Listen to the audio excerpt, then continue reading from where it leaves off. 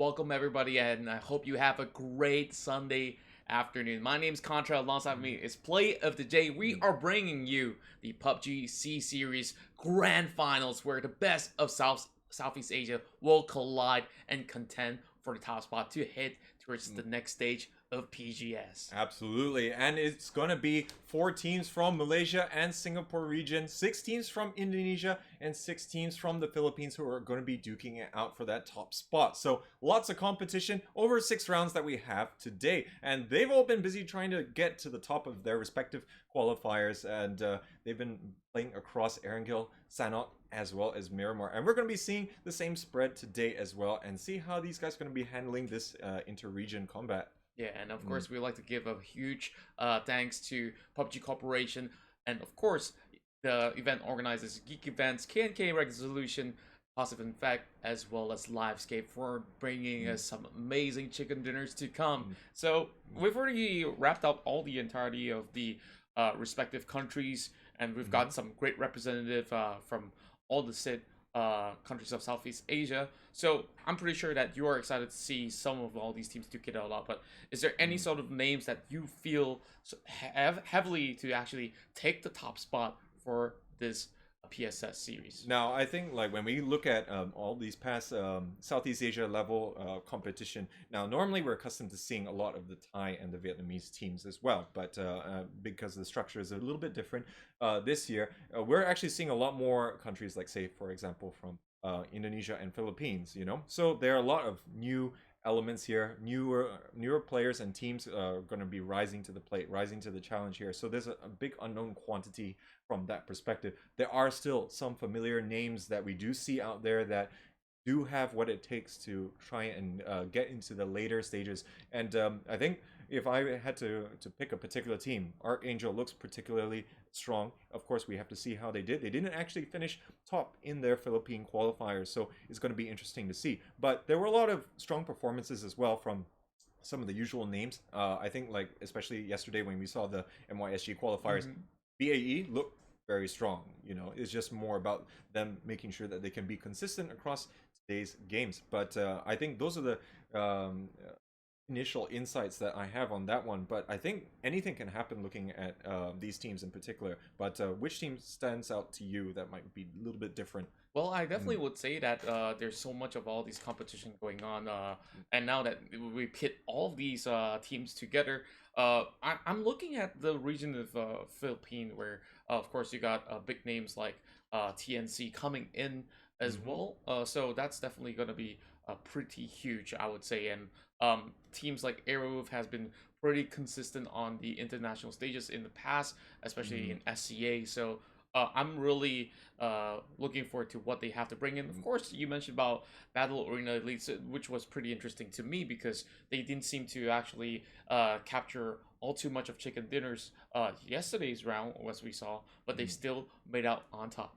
Yep, absolutely. And that was very much bolstered just by their ability to take very decisive fights as and when they arise. Now, that is a little bit reminiscent of Armory Gaming that we usually see from the Thailand scene as well. But of course, it's not quite at that same level, but it's very familiar in that sense. And honestly, we can see later on how they're going to be faring. Now, I think what we were saying yesterday is going to be true today. It's going to be essential for these teams to have that good start, you know, make sure that they can continue a consistent performance for the duration of today. And I think we can probably expect to see slower games for the start. But of course, there'll be those teams that really want to hit the ground running, and we can really expect to see a little bit more tenacity from some of these teams. Yeah, I would definitely say that there will be a lot of tenacity. And speaking of which, there's a lot of all these new names that we will slowly introduce to all of you guys who are viewing for today. So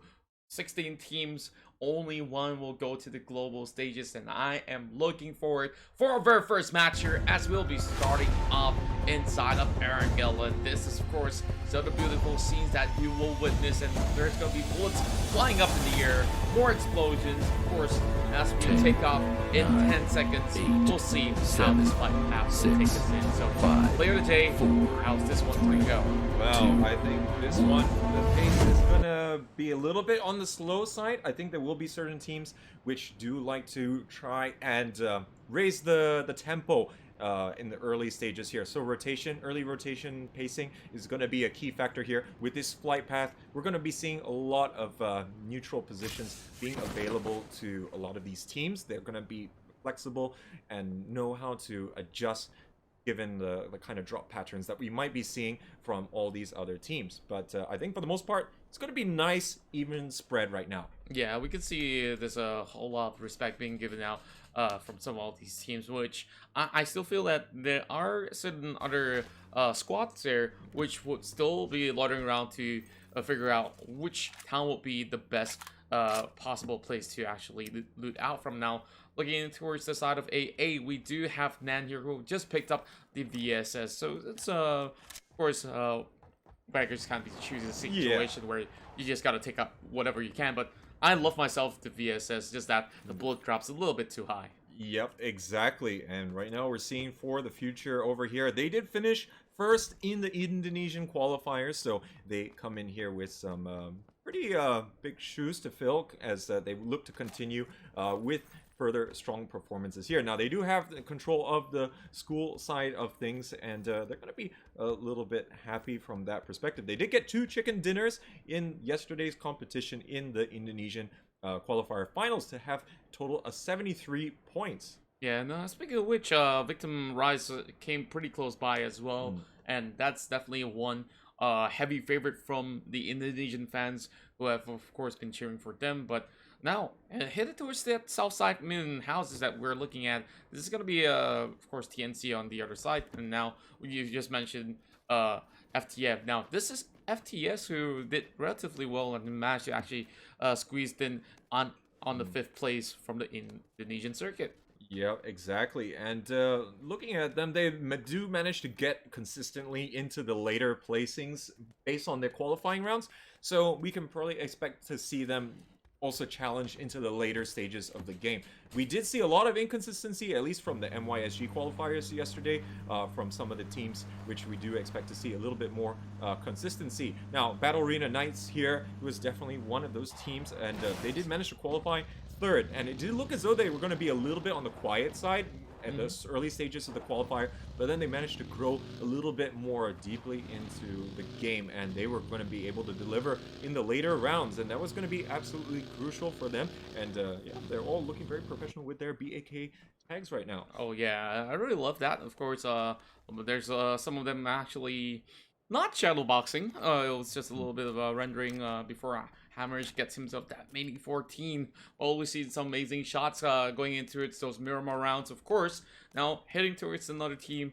Of course, it's gonna be that update of the circle. Head towards the regions of Rozak, Yasnaya, and some parts of 70 as well, which is now being left empty. Yeah, most of the teams not going to be inside the zone, and we're already seeing those teams which have that very routine early rotation, such as Battle Arena Elites. They're already heading directly into a little bit more of a central position here and try and get into those spots nice and early, because I think, as we talk, certain parts of the map definitely going to be promoting these teams to want to try and secure them before anyone else does. Yeah, and of course, now that we have so many of all these teams that have been scattered all across the map, it seems to me that PRFS has already got himself a little bit busy here. He spots out Miko, but it's not really letting out all these shots, so he's just going to be trailing right behind him. So perhaps this might just be the surprise attack that might favor PRFS. Yeah, he has to be a little bit careful here, as he cannot afford to mess up in this fight. There is just no backup for the time being. Miko is absolutely oblivious here. He's actually going to be looking to get away in the vehicle here. And Morsage here is just saying, can he get into a better spot? And it doesn't look as though that he's going to be giving away his position just yet. Going to be holding his fire for now, but he still has to get a vehicle here. This is the further reaches of Gatka, so you really do need to have a little bit more mobility to get into this next zone. Yeah, and I think it's a little bit of a downer for the side of Morsage because he's been left with all these scrap loots, Mm. and there's nothing much that he can actually get all too much from. But Sir Fidel Castro here has already got himself stacked up with the ESLR, so he's gonna be pretty much that done to perhaps conquer that entirety of that upper hill region later on. Now, interesting to note, of course, I've chatted with some of all these players, and of course, Ace and Thailand's here Mm. has already got themselves that big leapfrog from yesterday's runs, and now it's great to see two Singapore teams Mm. inside of this SCA finals. Yeah, and it does look like Miraculum Gaming here going to take the first loss, and it's going to be Fortissimus here who's going to be able to claim that early frag in these stages. And yeah, I think Ace and Titans looking forward to seeing how they can do. They were strutting their stuff in the Malaysian-Singapore qualifiers. They did get the 2 chicken dinners, and see how they're going to be faring here as we're going to be seeing maybe a little bit more opportunistic kills coming out here from Fortissimus here. They don't seem particularly keen on getting early inside the zone here, but it does look like Fruity here going to be attracting quite a bit of attention here. It's going to be 69 coming out there from our Angel Alliance here trying to do his thing, but actually it's going to be Archangel who's going to be getting another kill, and it's again against Miraculum Gaming. Yeah, and for the good start right there, and we can see that, of course, Archangel has already got CJ18, who's already pointing the gun in towards that garage area, and mind you, he's been pulling some really long-range shots every single tournament, and he's not going to slip up anytime soon. But DK here is going to be possibly fighting back alongside with 2 SLRs that they did have in their arsenal, but spot out the buggy as well as Dacia, just tapping for a couple of lucky shots, but none of them will be able to connect, and DK here will be just loitering here for a little bit longer before they could do much. Yeah, and looking at the position here for these kind of compounds, and of course they are opening fire with reckless. Well, I wouldn't say with reckless abandon per se, but they are not afraid of revealing their position. They're not very central, so they're not going to have to worry about a squad, actually just going to be in the adjacent compound, and then they have to worry whenever they have to make a rotation. If they do, the next phase is going to reveal itself. So these guys are not going to worry about it, but actually Angel Alliance has got someone else in the building. Oh, it seems to me it is that somebody else inside of that, and EXE is going to be having a long-range trade-off against Mamonji as well, but Sophia is going to be finding himself their very first knock of the game, as we see SG of Indonesia being wiped away when they've lost out Muchi so early on. It's just the very first phase, closing out in 50 seconds, and there's already 4 players out of the game. Yeah, you want to have a great start to this particular round. Like Archangel, we did actually see them only have 3 players. I'm not sure if that was a UI error or one of them accidentally dropped out. Not too sure. We'll probably have to check a little bit later on. But yeah, this is not exactly how you want to start off the game. Miraculum also, they're already at half squad strength here. And there's a lot of pressure compared to your average PUBG tournament. You do want to try and score well in every single one of the rounds, just because you got less of them here, and the pressure is always on, and it's a very compounding effect as the tournament goes on. Yeah, I would say so. And there's so much on the line right here, because there's only going to be that one top spot for all of these contestants right now, and it's really hard to actually pick a side if you ask me, because every single team has their own specialization on how they actually take fights, how they actually rotate across the map, and etc. This is going to be pretty much a difficult situation for everyone. But as we can see around this sort of the Rozok territory, there's going to be so many of all these compounds already being occupied there by DK. Now Mamonji is going to be scouting out ahead towards the side of Isnaya Pollyanna, which seems to be a little bit empty, as there's more cars passing in towards that city. And now it does look like everyone here is starting to make those big moves here as Phase 2 has revealed itself. We're going to see mass migrations for the time being. Angel Alliance going to be a little bit slow there, as we're seeing BAE and also the likes of Excommunicados all going to make their moves. But for Tissimus here is actually going to be staying rather put for the time being, and not sure if they're trying to take advantage of all these rotations here and see whether or not they can get any lucky shots off. Yeah, it seems to me that all these shots have not been able to actually land, and a lot of attempts have gone to no avail. But BAE Neverhorror, however, is getting closer and closer to EXE of the Philippines, and perhaps this might just be some of this kill potential for either sides. Now, Neverhorror usually being the scout up ahead, they'll be leading the pack, but yet again, you know, it gets a little bit more difficult to actually take people off, especially when they've planted themselves in towards this inner parts of those apartments. Yeah, these are kind of apartment buildings that you see on Erangel are absolutely a nightmare to try and clear out. We've seen so many instances where 1 or 2 players can mow down an entire squad just because of how difficult it is to push up the stairs here. But Loki's goes down here as Von Dubs is going to get the headshot with the Kar 98, and that's going to be a nice start here. But Loki's should be able to be res here, no problem. And given the kind of environment they're in, they should be able to stock up again here, with no issues. Wow, that was definitely one steady snipe right from above, and now Neverhorror is only down to 8 HP, being forced to actually use the medkit so early on because he knows that this might just be a full frontal combat before all of these members of EXE goes in for that sort of a push. He needs to actually get himself ready, but the rest of BAE, this is one of the very rare moments of them actually getting themselves in towards those city compounds where they usually will take those kills instead. But EXE now, of course, getting a little bit more confidence after that knock. He himself gets himself that med kit, which, of course, Nefer already utilized one. But let's head over to the side of AA versus BA Knights. Yeah, so Knights gonna be just hanging out by the side of the road here. Get it? And the kind of positioning that you have if you take these kind of choices, it's gonna allow you a lot of field of vision. You're not gonna be surprised as much, and you're gonna be more ready to try and tackle any of the other teams in rotation. But there are always gonna be these spots which are favored by teams, but it does look like Knights here are gonna start rotating around the edge of the zone here. They don't want to have anything to do right now with Angel Alliance.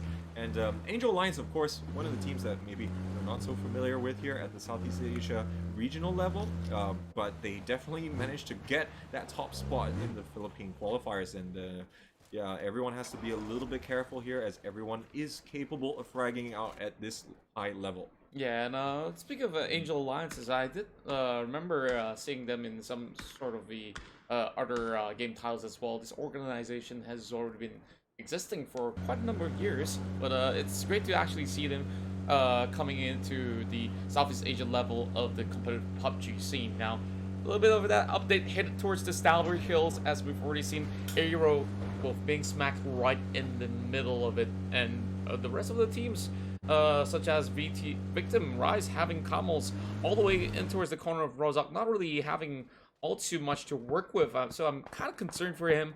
I'm not too sure where the rest of Victim members are at, but they should be on their way in towards phase 3. Yeah, and looking at this zone, it's going to be absolutely difficult there if you don't get on the hill quickly here. Maestro here going to be opening up here as Excommunicados trying to withdraw from Yasnaya, not having much luck here. 2 of them are going to be taken down. Only Von Dubs and Gas is going to be left here as this going to be all that pressure coming in from DK Esport. Fruity is going to be finishing off Pseudo Piece here.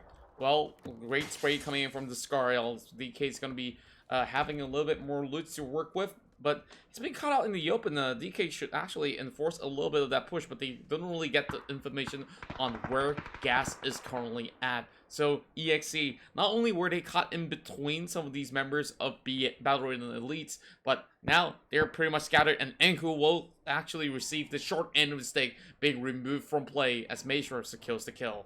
Yeah, so nice little bit of a catch there coming out from DK Esports. Now they are still maintaining their spot here. I think they are satisfied that they are close enough to the zone as honestly, unless they have that very quick rotation right when the phase 3 revealed itself, they're not going to get a good spot. We already saw Airwolf already in position there at the start of it, and Battle Arena Elites did try to move out there, but now it looks like shots coming in here, and he's from 2 different directions. Well, he took a tap over inside of MG, but he's got to fall back for a little bit more, as we see there's even more pressure coming in from the CD side as well. So this is going to be a great place for them to actually take shelter for a little while, as this Yasnaya is getting pretty much filled up, and I'm a little bit more worried for the teams that may have not crossed the bridge for now. Yeah, and like Miraculum Gaming, I mean, we already saw the two of their members getting wiped out a little bit earlier on. They're trying to trade a little bit of blows here with DK Esports, but their positioning here on the lake is not going to be very good because they are not really in a position to try and go clockwise around that lake, as the zone is just going to be a big impediment here, but looks like 69 here are going to take down Tantrum. Well, we're seeing Ace and Titans here also going to town onto TNC Dingos. Well, TNC Dingos is a very lost one, and we've seen Ace and Titans already getting that high kill volume, just like how they did from yesterday's run. And their momentum has already been, of course, on the high. But Chibrit, coming from Victim Rise, found himself another member of Angel Alliance. And here goes Loki's with that headshot as well as a nade connecting to two. Chibrit will get one with that spray down there. And there goes another member of AA. Not working out for Angel Alliance. They are losing almost all their members here. I think they only have one left, and he's gone. And it looks like it's going to be Chibrit, who also takes down the last player. 69 will be eliminated, and that's our first team out here from the grand finals. But we're going to still be seeing Victim Rise here go for a little bit more rotation, as we're seeing more kills on the kill feed. It looks like Killa is going to be trading a couple blows off for Archangel before he's taken down. Well, Archangel Predator has already got himself a pretty tough position, while MG Burning alongside Momanji is not on the lucky side, as we can see that the circle's already been closing in and Burning is being forced to actually moved out, but they know that Victim rises right in front. There's only a couple of bandages that he could use for now, but there's still 3 for his 8 kids to actually pop by. And there goes Momanji as well, and he's just trying to actually play the healing game. Phase 4 is not going to take him. Yeah, so I think Burning is going to be lasting a little bit longer here in this game. He does have the vehicle at his disposal. I do believe that's how they made the rotation clockwise. But now we're seeing Battle Arena Elites. Looks as though they're going to be a little bit stretched here. They are going to be playing on 2 different tiers. They do have SG on the lower ground, but it does look like Archangel is starting to come into their own. They take down 2 of the players there from PFRS, and it's going to be another couple of kills coming up for them. Oh yeah, and then now here comes the Geek fam here. Still have 4-man strong. They are getting a lot of information out of this sort of rich across the Alpha, but here comes Kalps coming in with a couple of nades as Kalps will connect that to Tantrum, and there goes 3 members down from Victim Rise as Archangel Predators stomp them true. And CJ is going to be the only other teammate here. Killa already being taken out earlier on here, but Kalps is contributing a huge amount as there's 4 kills already for his name here. Victim Rise is going to be in a little bit of trouble. I don't think that they're going to be able to save anyone else here, as we're already seeing Kamals is going to be heading to this tower, try and just hang out for a little bit more. But CJ and Kalps have got their work cut out for them, as they still need to try and navigate inside, but at the very least they have managed to wipe out most of the opposition here on the western side. Yeah, speaking of wiping people out, Kalps have already managed 5 kills and is in the running for that MVP title. Now here comes Erangel Hexagon, now trying to actually get himself that sort of sniper. Hato spots out a little bit of pixel coming from the side of Halak Madan, but Madan's just gonna be proning his way through, not really gonna be having all too much to contest for. And there goes the last member of Victim Rise, I believe is just getting knocked outside. DK Esports, you're going to be repositioning. They have got that good spot here, but they are very close to Fortissimus and BAE. So going to have to just be a little bit mindful of that. Maestro just trying to see if he can catch any more vision here from any of the western side, which, yeah, they did have a little bit of heat a little bit earlier on. But Airwolf has been here on this high ground for quite some time, and they're just trying to look for more opportunities. G7 is going to take down Kalps here, and now it's only CJ and Defiant here. He's going to really try and put the finishing touches here onto Archangel Predator. Now CJ's popping that smoke, hoping to actually save Kalps. At least they do have a couple of points, but Defiant is not going to actually let him walk through. CJ knows that he has to pick up this fight. He's dropping really low, forced to actually heal up. Only 2 more packs for him to work with, but Kalps is crying for help. He needs to smoke up a little bit more to get across, and he's got to wait for that sort of smoke to actually pop up, because from the top side of the hills, it's definitely going to actually hurt him for a little bit longer. And Kalps, now as he's out in the open as well, and there goes the kill going in the favor of Icon DKS. Ace and Titans gets that kill there, and Kalps was perfectly safe in the other one. I know he was running out, but Yeah, I guess that other smoke not close enough here, but it does look like that's going to be it for Miraculum Gaming as Burning gets eliminated here. PFRS going to be getting on the board here for their troubles after they only have that one member still left here, but it does look like DK Esports now pushing towards BAE. BAE is completely aware of the danger here, but JLD is going to get taken down by third-party fire as SG is going to be getting in on the fight. Well, BAE has still got all 4 members with them hitting over towards the side of BA Knights. They are trying to actually find a way to push uphill and get themselves in towards the circle. Seems to be a little bit clear from the back as well, so they have no problem whatsoever from that. But there's a couple of shots coming in from the lower side of the region, and Meltings is on the workout here. As we can see, Golden 9 is already eliminated JE all day. Now things are heating up over here. BAE has got a fight on another front here, as of course we do have SG starting to push into their territory as they're still trying to tussle with DK Esport, and they still got other problems coming in from the southeastern side here, as Avocrin here is going to be the last surviving team member for Fortissimus here, but it does look like Ace and Titans here is going to put pressure here onto TNC Digos, but it's going to be a little bit further away that, at the very least, BAE doesn't have to worry about right now.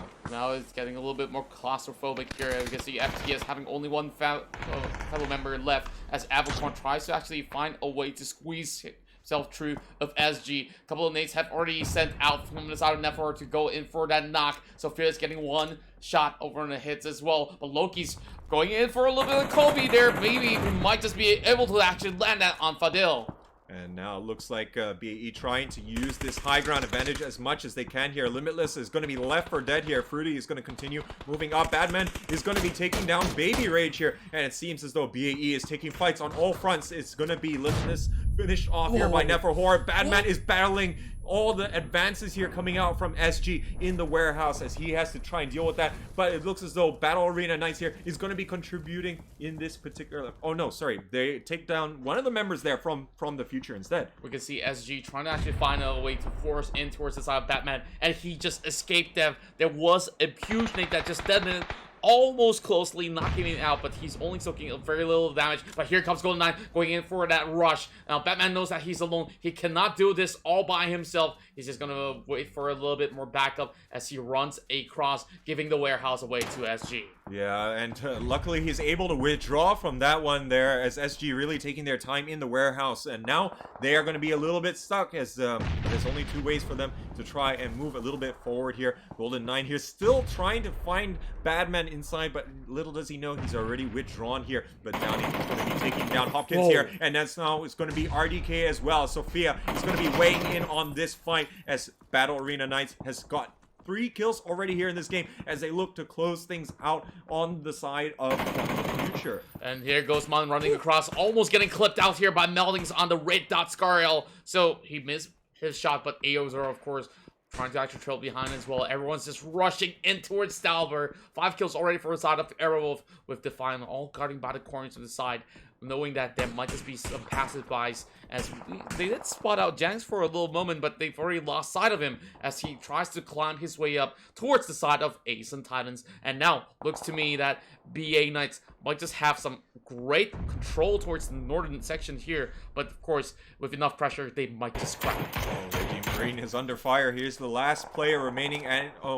Raging Marquis, and he's going to be taken out by the Knights as they continue to assert their dominance in that northern side of the zone, as things are not quite developing just yet here, as they are just waiting for all of these members to die on the edges of the zone while they try and continue to maintain that high ground advantage. But it looks like Hexagon is going to be claiming the 6th kill for his team as he's going to be able to finish off another one of the members there from DK Esports. Always known as one of the best of Indonesia, Aerowolf has already got himself that 6th kill on top of game number 1. Of course, there's even more to come with 8 more teams left on the table and only 20 seconds to close out phase number 6. Everyone's just playing bottom corners, nobody right smack in the middle, and Downey will be able to knock Ace and Titans Aurelia on the top side. BA Knights and Ace and Titans going to be renewing their rivalry as both teams coming from the Malaysia-Singapore qualifiers here. And now it looks like Melting's going to weigh in. Whoa. And Jang's going to be coming in from the side here. Takes down 2 players there from Ace and Titans. That's surely going to be lights out for them. They only have live action. Who's going to be left here? And he's under a lot of pressure. He's 1 bullet away here from being finished off. Sophia and Downey moving in for the kill. They want to try and clear off any opposition here. And he's taking so much fire. Live is just running for his life here. But I don't see any happy ending from this one. Well, Sophia, of course, on the charge. Live action can only wait it out. Well, Neverhorse is going to be getting Apricorn, and that will be the very final member of Fortissimus taken out from the lower side. But this has already been a lockdown, as we see. Even more coming in. Golden 9 has been on the trade out alongside Locust for the longest of time. And now, let's see, can Golden 9 land that headshot? Oh, BAE have been so patient here to wait for SG to come out of the warehouse. And now, if they have enough smoke grenades, they certainly look as though that they do here. But it's still very much up to BAE. Wait for the right moment here. They're still spraying through the smoke here, and there's only a little bit of damage being done here, but he's gonna get caught out by Badman. He finishes off 1. Now there's only left with Golden 9. He's priming even more smoke grenades and whatever utility he has remaining here, but I don't see much future for him here in this game. And same goes with live action as he gets eliminated here by Sophia. Well, a fellow M1 NSG teams taking each other out on that circumstances, and now Golden 9, of course, 1 versus 3, and he walks into it's a trap, and Batman will catch out the rest of the members of SG, and they will fall in a top 5 situation with Arrow, of course, losing Define by the side. Don't think that they will be able to go in for a save yet because BA Knights have got the top side sector under control. And they're declaring war on all of these lower ground teams as we're down to 4 in this game here as Battle Arena Elites, Aerowolf, and DK Esports are trying to push up from the southern side. DK Esports only with 1 team member remaining here, and now Azora taking so many hits there. Badman is going to be able to secure that long-range kill, but he's got all the Battle Arena Knights coming up right behind him here. He has to be aware. He starts to hear the advances coming out here as Aerowolf, maybe they can help them out a little bit. Perhaps so, as we see Kato going in for that headshot as well. Perfect snipe towards Downey, and this might just turn tides. And now down to Kato. Kato getting blinded out by all the smokes. Only 1 HP left. Oh my goodness, how is he surviving? DK Maestro right in front of him, and he might just actually try to sprint into the smokes, but it will be Batman from the top. Take him out, and this will be a top 3. Oh, and now you got BA Knights here, gonna be in bad shape here as they're just trying to get their members up, but there is gonna be the 3 members still alive here from BAE. They're continuing to push up. Maestro is still down by that southwestern side. He can really influence proceedings, but he has to move now, but he's not been afraid here. Loki's finishes off a big blue bird. They're gonna be spraying at long range here, but Batman gets taken down from behind. Maestro is gonna continue to be a thorn in the side for all these remaining teams. 3 kills on the board for him. Now he's taking fire from Loki's. He has to reposition ever so slightly. Now he's just getting himself covered up for a little bit, but he's pretty much far from that zone. He's gonna wait it out between BA Knights as well as BAE. They have to take down their fellow siblings right from across. Only the red dot to work with as Loki's does get some damage over on the side of Meltings with Neverhor going in for that knock, going for the push as well. Find Sophia! Neverhor! He is insane! And that will be it! 10 kills in the bag for the side of BAK. He takes on Maestro as well, doing a 180 there, and now it's only going to be Downey here to try and deal with the remaining players here. He's taking damage from Loki's. He's still got to worry about it. Neverhor going down now, and this 1-on-1. Loki's coming up huge, and it's going to be BAE coming up with the 13 kills. And that is going to be the first chicken dinner of the day. Oh, that was way too close. Way too close between 2 of all these Battle Arena teams. But it was the elites that came up on top there. And it's all thanks to how Neff really opened up that monstrous way of taking people down. Absolutely. He took down 2 of the members straight away there from Battle Arena Knights.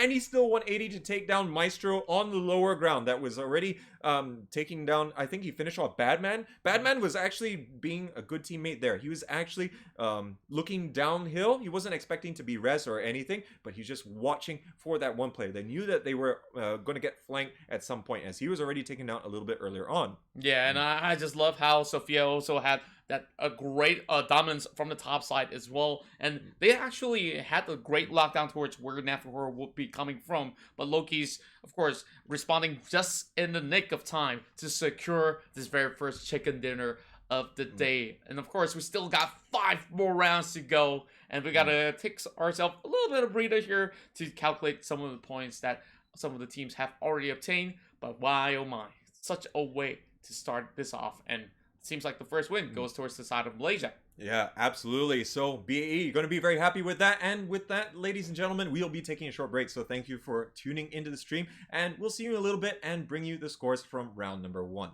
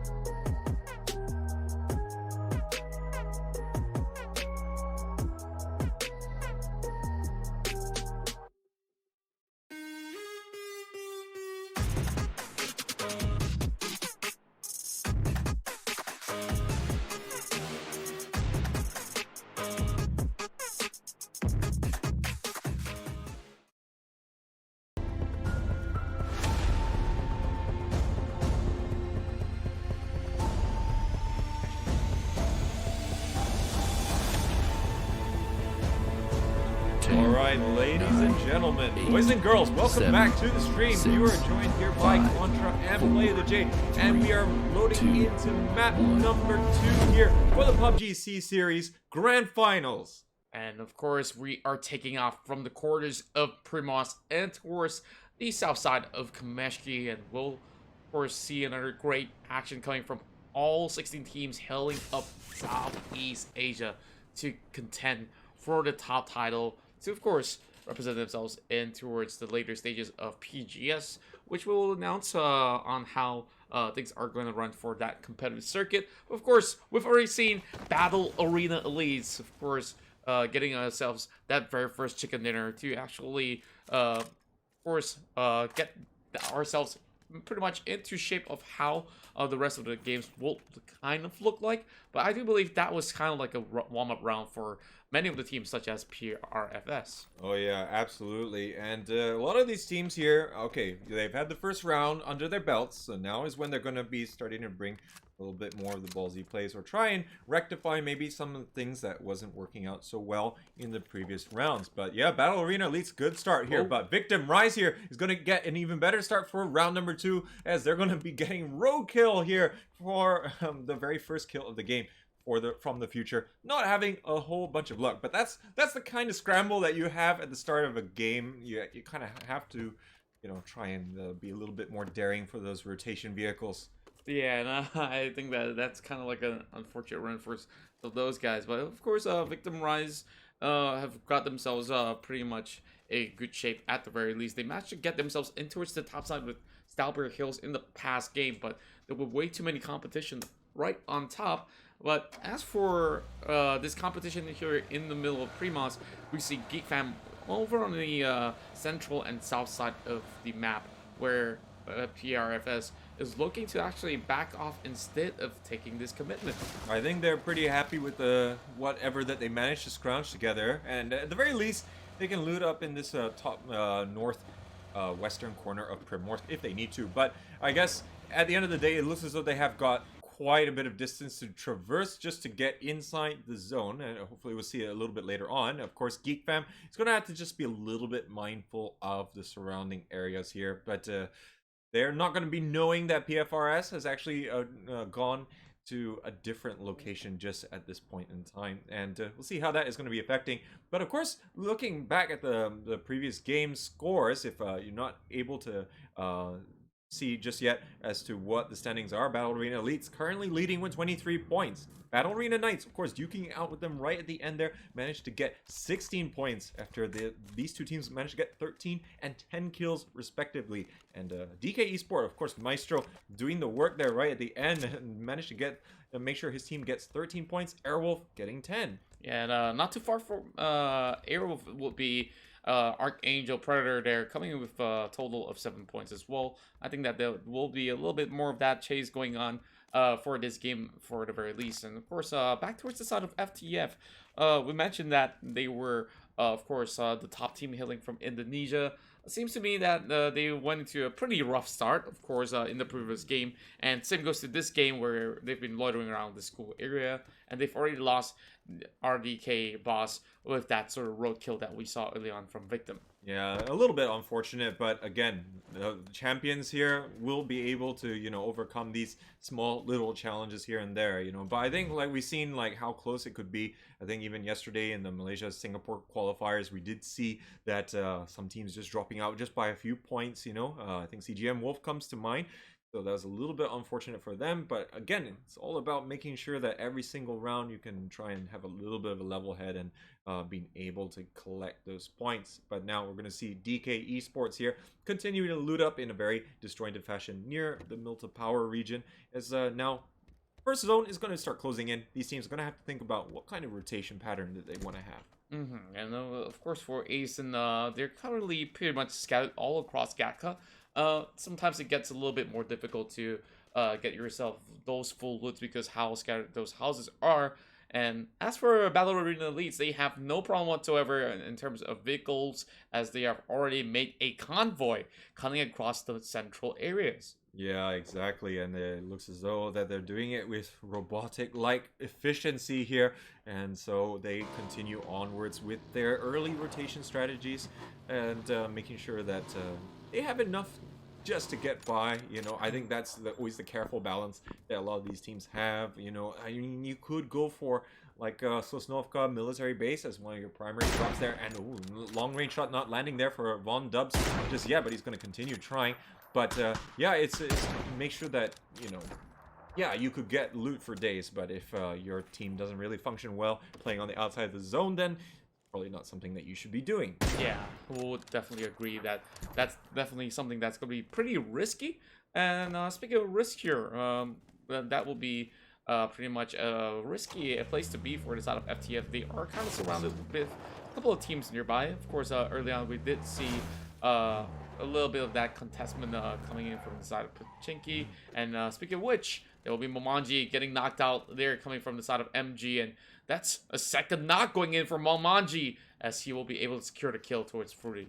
Yeah, he's going to be able to get dominance here in this fight. Picks up 2 kills there as Momonji coming to his teammates' aid.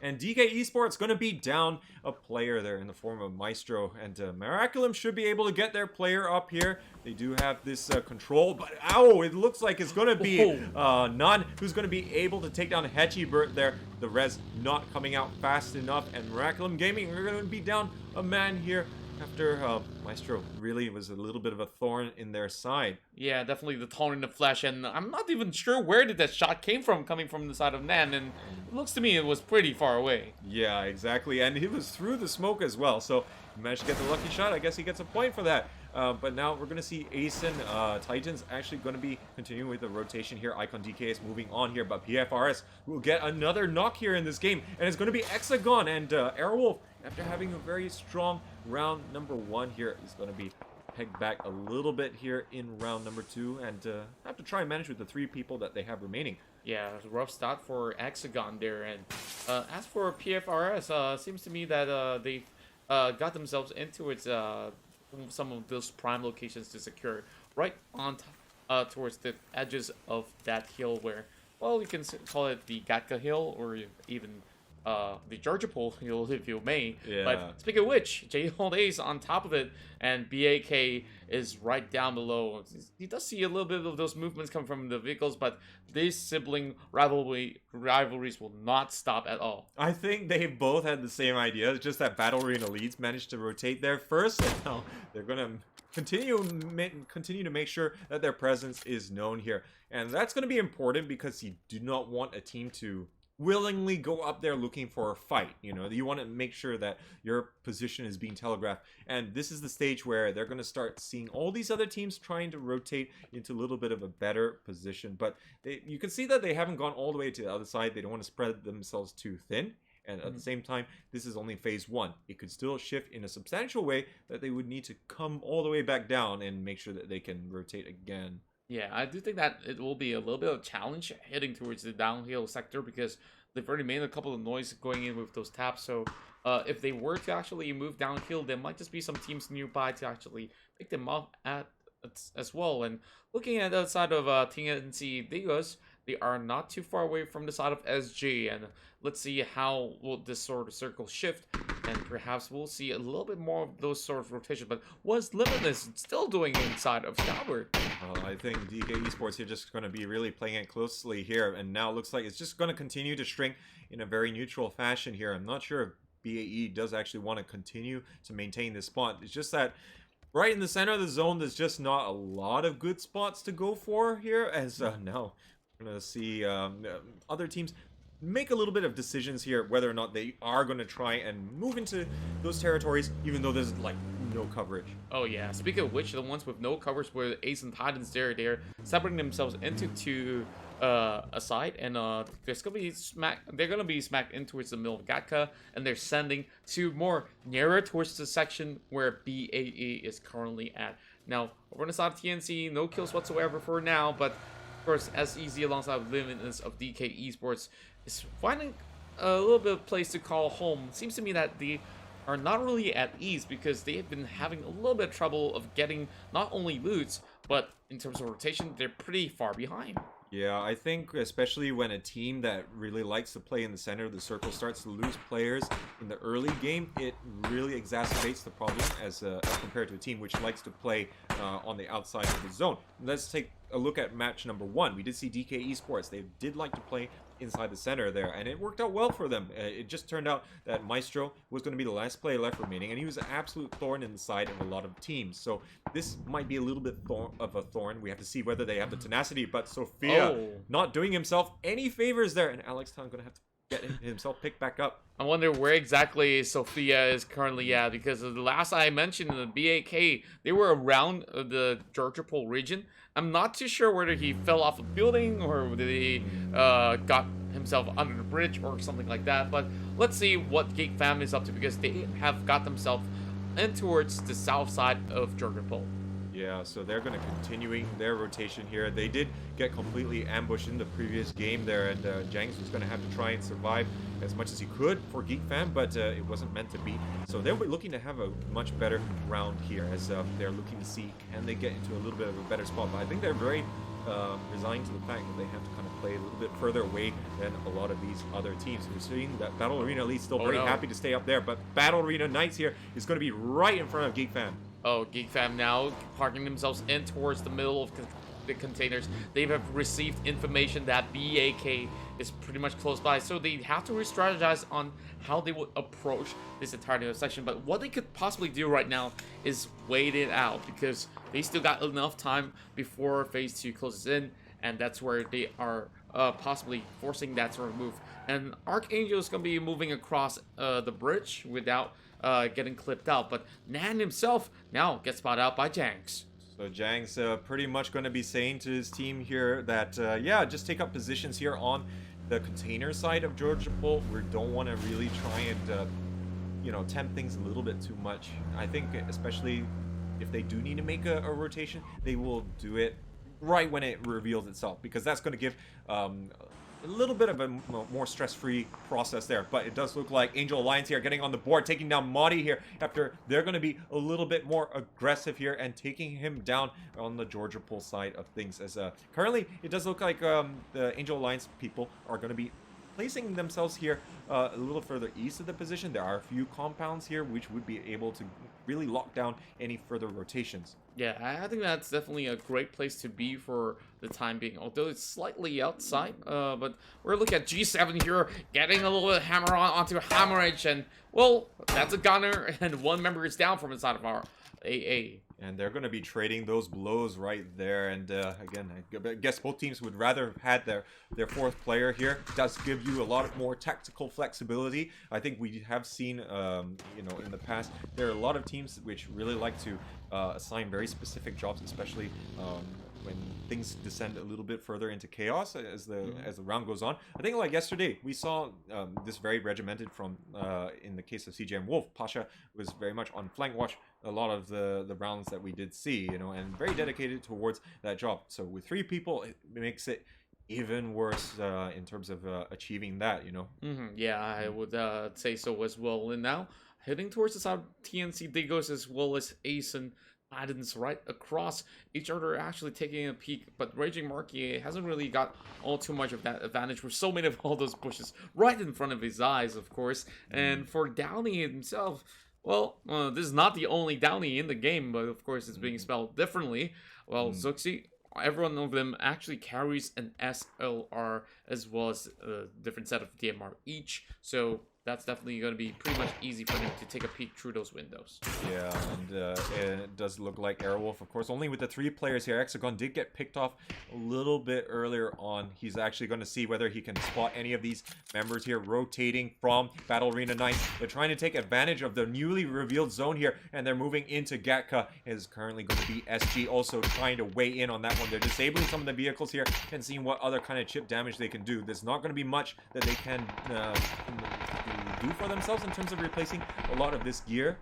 Yeah, I would say that they definitely need to actually park the vehicles nicely located in towards a different side to still keep that sort of mobility, because Gakka is definitely one region to be looked out for. But whoa, there's a whole lot of crowd coming in towards this side as we see DK going in for that kill against Baby Rich. One member down from the side of SG, but other than that, there's also BA Knights not too far away.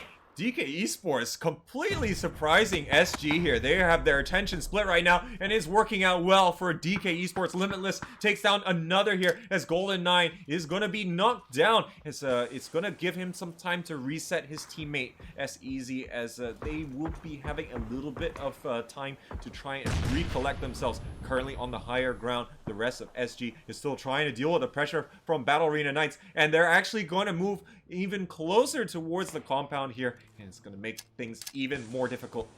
Oh my, it looks like SG, of course, got all these smokes to cover himself up, but not for long though. Here comes Limitless. He's actually priming one nade in towards the smoke, and oh, there goes! Limitless is on the ground, and Muchi survives. Same goes to Golden 9, but here comes the second lock coming from the side of DK as well. This might just be what they just needed, and oh my! There goes the rest of DK Esports. That's like the best competitive hot potato competition I've ever seen, and it looks as though SG is going to come out on top of DK Esports there, as now they are going to be having control of this channel. They don't have to worry about that. They have to worry about Battle Arena Knights though, as currently Melting's Big Blue Bird all trying to put some shots there. Golden 9 here just taking damage here, and I'm not sure if he's stuck or there's going to be a problem or not, but he's not taking any more fire from Downey, so I think that might be a little bit on the better side, but this position is terrible for them right now. Oh yeah, I think that they really got to get themselves out of this mess, and they thought that it was over after getting those nades out of there. And of course DK Esports were already in such a tough position. They've soaked in all those explosions, and now SG to even escape out of that, there's even more teams over on the northern section here. And speaking of nades there, Teddy's gonna land one towards EXE. Yeah, and right now they really have a difficult proposition. They can get out of the trench there, but they have to do it on the other side, and they don't know who's there. But Nephahor and Batman combining here to take the fight here to the Ace and Titans, and it looks as though they're going to be having advantage here in this fight. As Geek Fam is also moving in here, but not before they're going to be wiping out all of the Ace and Titans. But now it does look like they know the situation that they're in. Geek Fam is swarming around the sides here. Loki's going to get taken down first, as now there's only going to be 3 members left. They don't have much time to try and deal with this. Live is still here in the building here, but K-Bites is going to go down first, and G7 as well. Batman picking up the double there, but not before the nade knocks down Batman.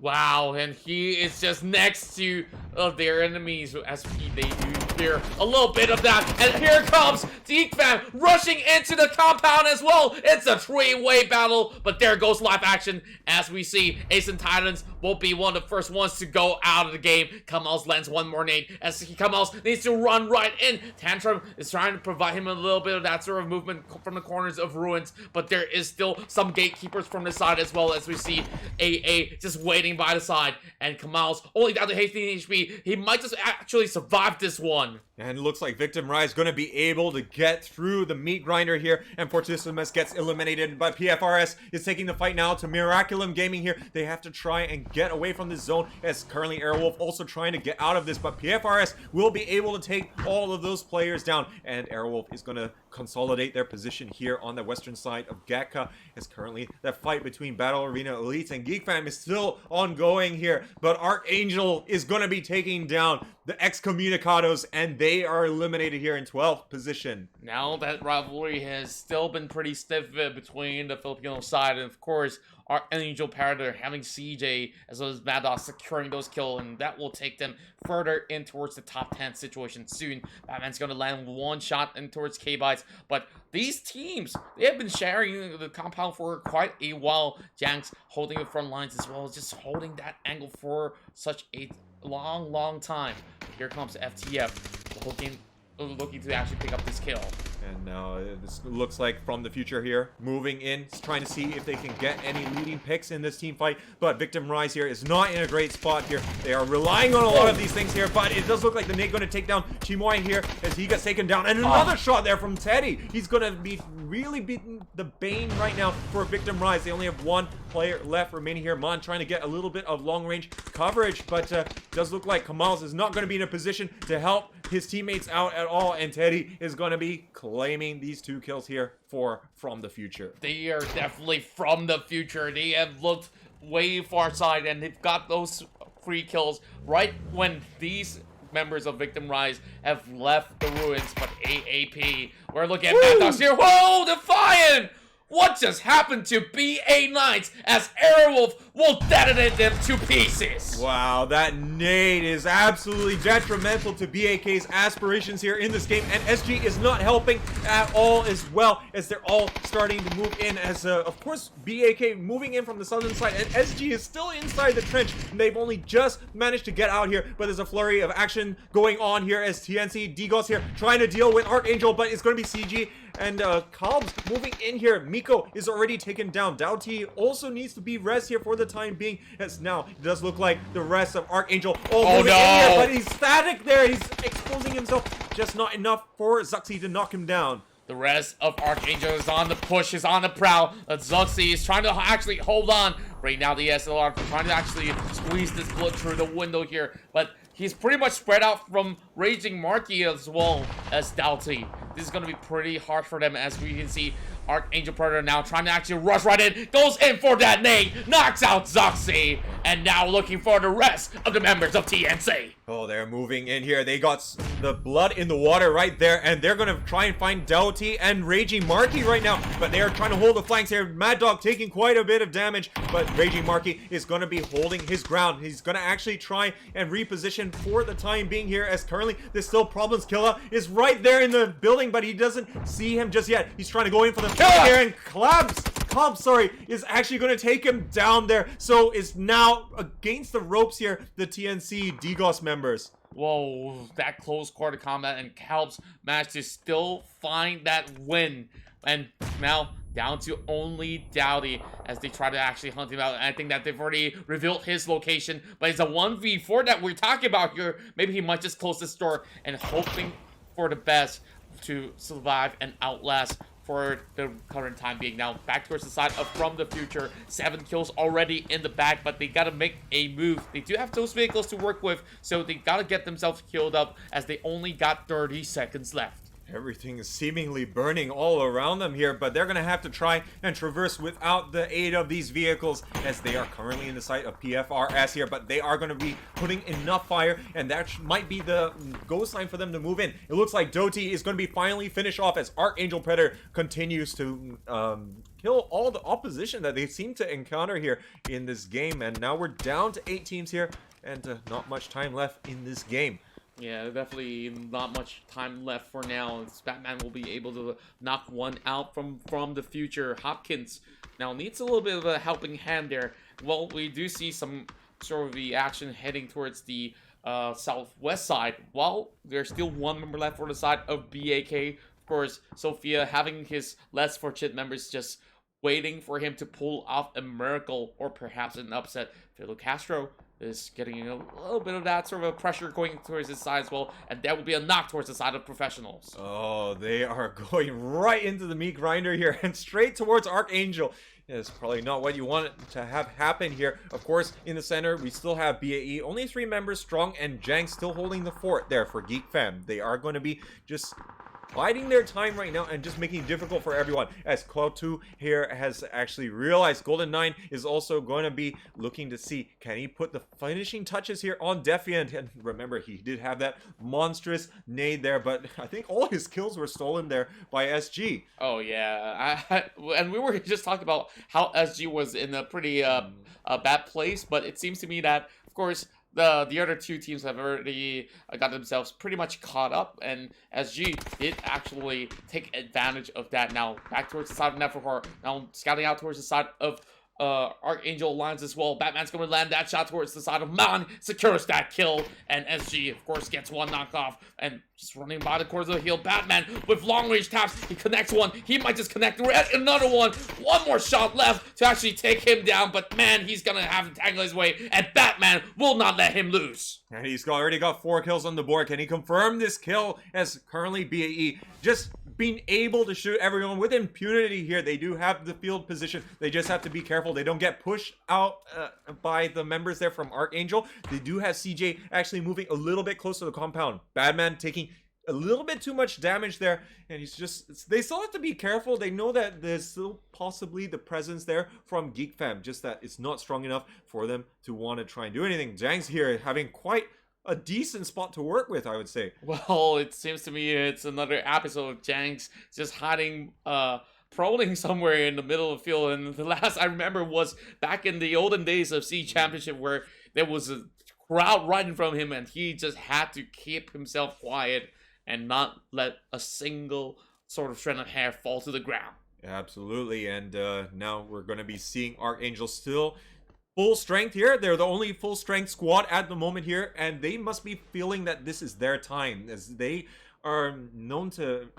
even just with 2 players being able to really grind out results. So with 4 members here and looking at the squad strengths of the competition here would definitely lend to that. And we're seeing Sophia actually going to get eliminated, and BAK is going to be taken out early, so to speak, in this game. Well, I would say that they have pulled out pretty much a good run so far. Second place finish on the first stage, and of course on the second game itself, they managed to secure a top 7 finish. So they should have just about enough points. But Mochi gets the return fire from CJ. Such a quick reaction coming in from Archangel Predator. Yeah, he's definitely watching the flanks here, and SG not going to be given any reprieve as they're going to be held at bay by the members of Archangel, but they do have that one member from PFRS that they have to be a little bit careful of. But Battle Arena Elites will, of course, be the main team that they need to really be a little bit mindful of. But for the most part, they've already managed to transition in here, and whatever shots that they can get on these surrounding players is definitely going to be a big boon to them. Currently, they are all nicely healthy, and 6 kills already here on the board. Now, of course, with a Archangel Predator already getting that sort of corner being secured, they cannot really rush into it to the compound of Battle Arena Elites, but what they can do is just slowly wait for that sort of update, and perhaps they might just be able to flush out from the south side all the way towards the west to clear out all the teams and eventually pick up the fight with Battle Arena Elites. And my Teddy, only 3 HP and of course very little resources left for himself. Yeah, Teddy going to be snaking his way to victory here, as he's already taken off the backpack and everything. So he's very committed to this push, but now it looks like he will continue to survive for a little bit longer here, as now it does look like SG is firmly in the sights of Archangel. They don't want to let them try and get anywhere close to the central compound, which BAE is still holding onto for dear life. But I say that, but they're not exactly under a lot of pressure here. BAE is not being shot at by Archangel. They are very much focused on the flanks here. I don't even think they're aware of the PFRS player who's very close to them. Yeah, not even Danks has been spotted out so far, so they definitely have a lot more time before everything breaks loose for now. And here comes CJ going in with another kill, being secured as he managed to catch out Fadley from the back, and there's no way of SG members to save him right now. Only 2 more left from across, but it's gonna be pretty hard for him to actually go in to secure much because he is more focused on towards getting in towards the next zone. Yeah, luckily he's got Kalbs to help him confirm the kill there, but SG is actually going to finish with their rotation, and they're actually pinning Battle Arena Elites in between them and Archangel. And it's like, okay, you guys, you're going to deal with them, and we're going to move it around this side. But Teddy is there for from the future. This is difficult, and PFRS is actually surviving in the dumpster here. But things could get a lot more rubbish here pretty quickly, as the blue zone is going to completely envelop him. He's going to deny the points here, and there's only 5 teams now left in this game on Teddy.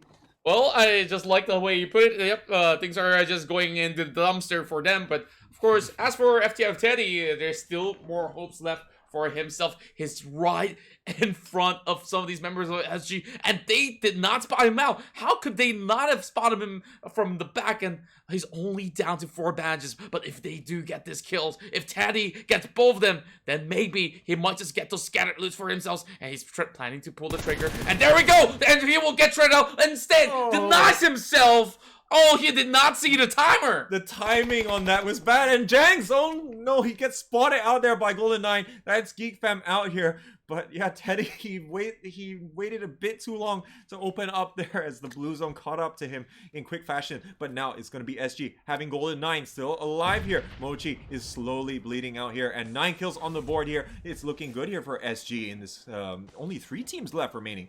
Oh yeah, and then of course Teddy finally gets his deserved kill from that sort of knock before he bows out outside of zone. Golden 9's climbing up the rooftop. Really genius move coming in from the members of SG, but of course, Archangel Predator finding a way to actually invade towards this compound to take out the rest of Battle Arena Elites. But Golden 9 actually giving himself a little bit of assistance there. CJ actually spots him out on for the top side, but he will dance off that nade. And oh my goodness me, that spray from CJ was magnificent. And of course, Calbs was the one to secure that headshot.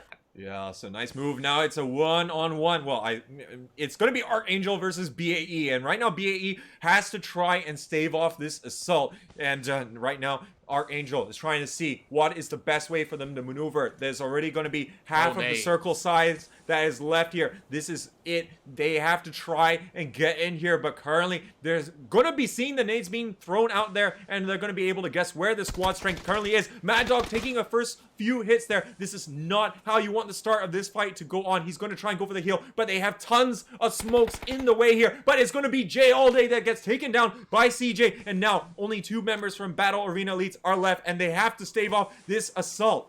And CJ is on the prowl. He's cutting in from this corner here. They know that they have to leave the compound, and this might just be advantage for Archangel Predator. And he knows they are somewhere out there, though there's not much. He will secure 1 kill over the side of Jay all day. 2 more members left for the side of Battle Arena. That for is getting taken now. It's all up to Batman, and he is getting surrounded. And here you go. Winner chicken dinner for Archangel Predator. Archangel coming up huge there, and they show what they can do with that full squad right there. And they clean house, 11 kills on the board, but Battle Arena Elite's got to be happy with that result as well, as they did manage to get that second placing as well. So good plays coming out from them, but yeah, unfortunately the center of the circle was not quite inside one of the buildings. Yeah, and they've been playing a little bit more passively, waiting for everyone to take each other out, which was pretty much a wise decision. At the very least, they matched that top to finish, which give them way enough points with already high kill volumes. The last I checked, that was 7 kills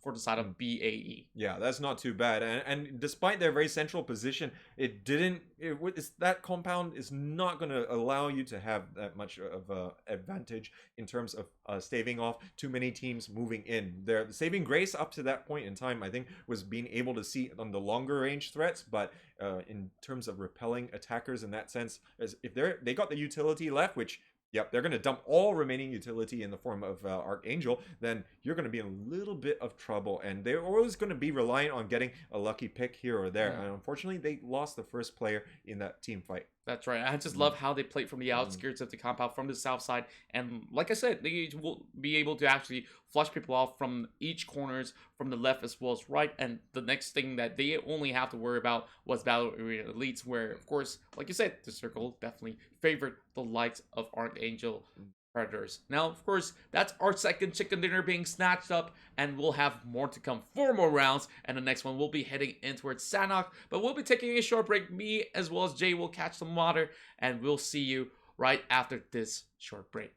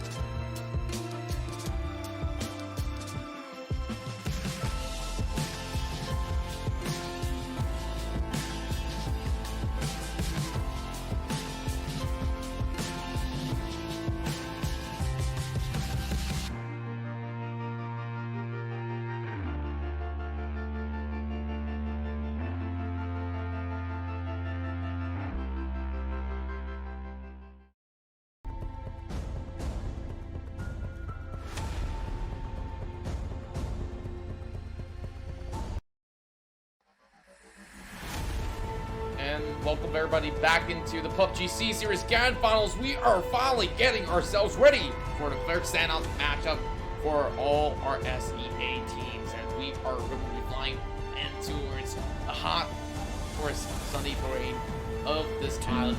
We will be counting down in towards our first flight. We'll be flying in twice. Of course, we'll see what we have in store for us, and mind you, this is one of the first few times that we are bringing this to you, of course, live, all thanks to PUBG Corporation, Geek Events, K&K Revolution, Cost Effect, and Livescape, who, of course, organized this beautiful event. Now we're going to see quite a lot of contention towards the south side, and let the games begin.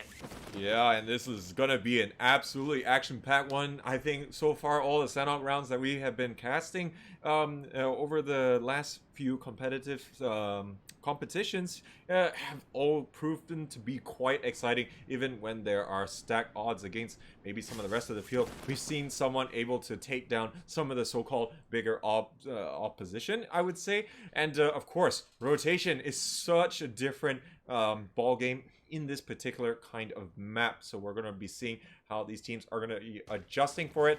PFRS going to be dropping here around the Camp Bravo side of things. Yeah, we can see them playing pretty well in towards the previous round, of course, with only Rosagi being left out alone. And they did manage to squeeze themselves in towards at least the top 10. Now, TNC Dingoes will start inside of the Paradise Resort.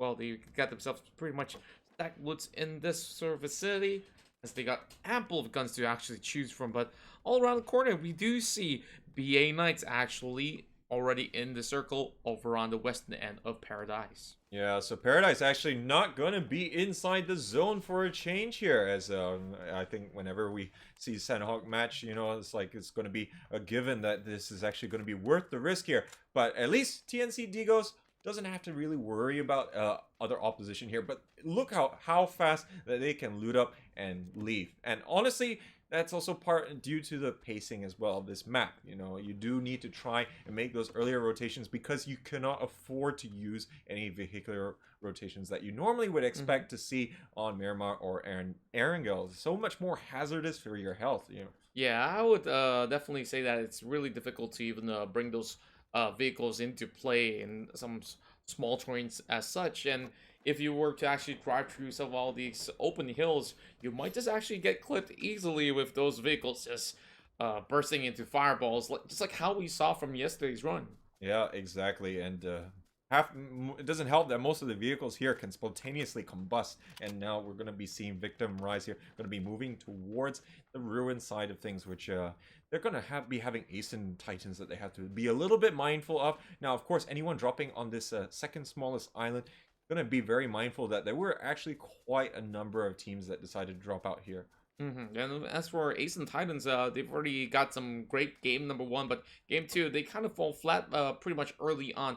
Irelia, of course, one of the greatest players to hail from Singapore, has been on pretty much top shape, and we're just hoping to see how would they actually deal with the situation when they will have to collapse against Victim Rise, one of the heavy titans hailing from Indonesia. And speaking of which, TNC Digos has found themselves the first casualty of the game and got themselves the first blood towards the side of BA Knights. Yeah, unfortunately, it's Downey who has to be the one who's taken down here, and that's not intended. But in any case, we're going to be seeing Meltings here going to be a lot further away from the rest of his teammates. I'm not sure whether they can really do all that much here, as currently they are just going to continue moving towards the smallest island. And this is an interesting circle to start things off here for Sanhok. And TNC Digos might try and see, can they catch up to any of these other teams? Now, of course, you can play a little bit more conservatively on the edges here, but the pacing does ramp up quite substantially here on this map. And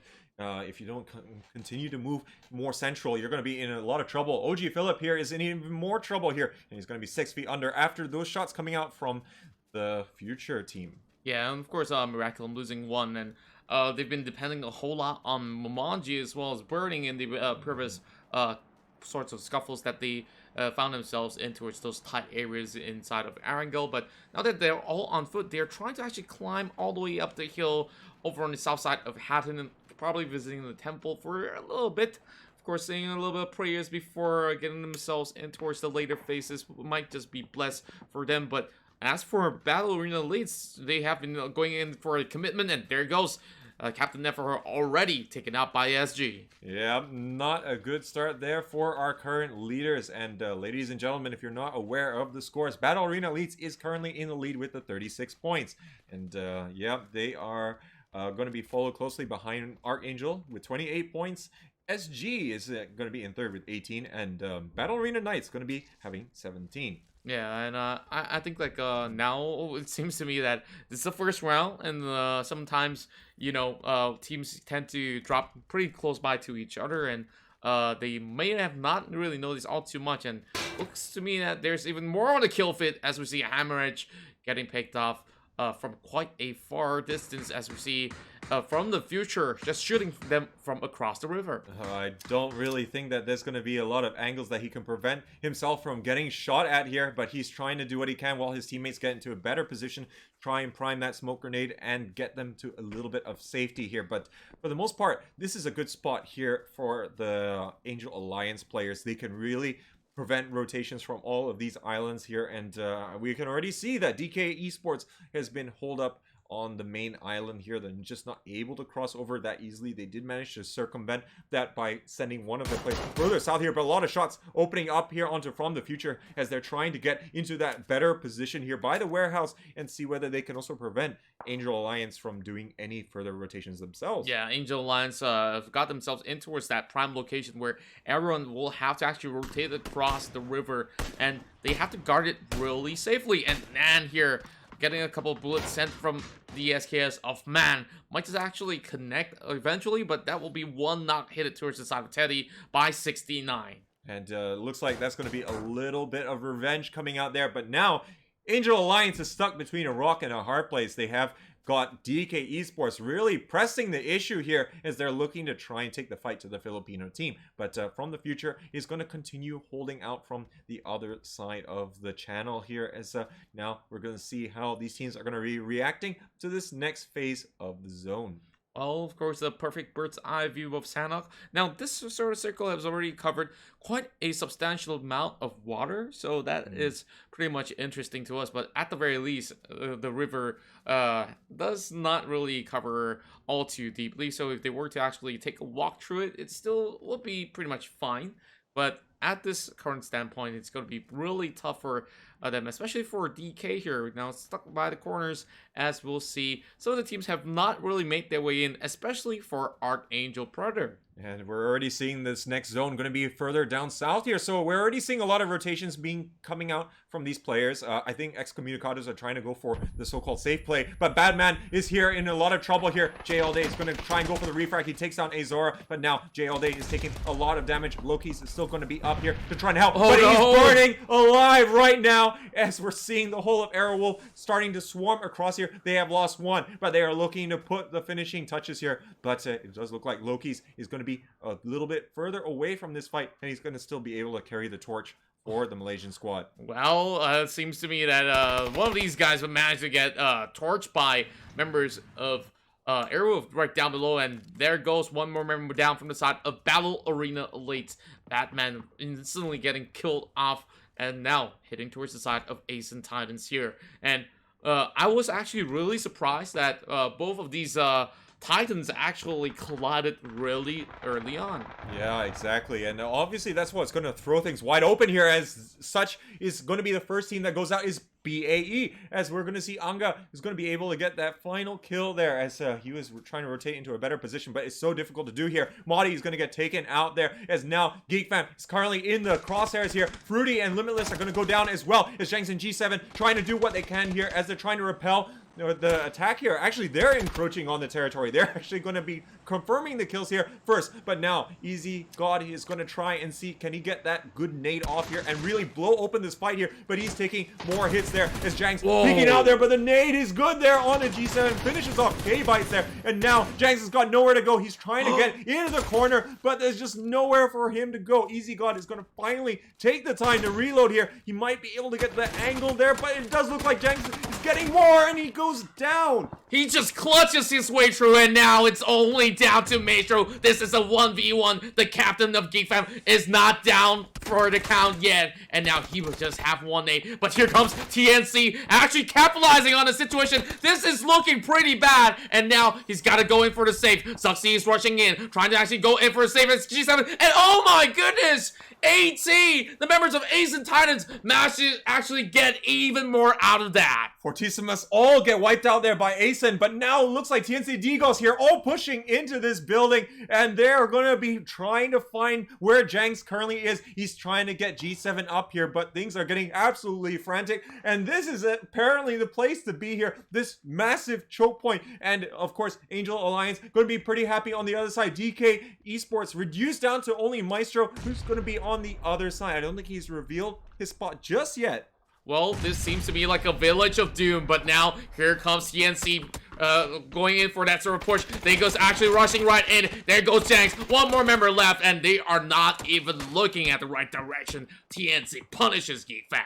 Oh man, the kind of mojo on this house here is really bad. It's attracting so much attention. PFRS is coming down from the high ground. They're looking to take the fight to TNC Digos. Right now, they're trying to get the res off here, and it might be to the detriment here. They're going to lose 2 players right now, and they're going to lose Raging Marco here as well if they're not careful. But that's going to be Morsagi getting on the board here for his team here in round number 3. Morsagi might just actually find himself that turret kill. He's trying to actually put that nade into the villages, and it seems to be that he has already known that there will be 2 more left alive inside. Of course, securing those 2 vital points is definitely crucial for PFRS. But now Hawkman coming in from the other corner as well, trying to actually catch out onto Dottie as well as Raging Mar.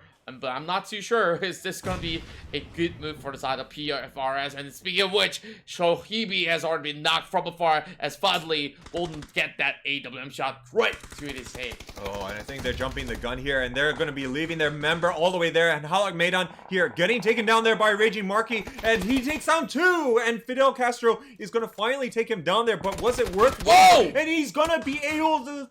Actually, he gets wiped out. PFRS gets completely taken out there as Doughty comes up huge for his team. TNC Digos comes out from that one. I think they really just try to abuse the numerical advantage and go for as many trades as possible. And SG definitely saved their life by the edge of it all. And my goodness me, that close quarter combat could have gone either sides. And TNC...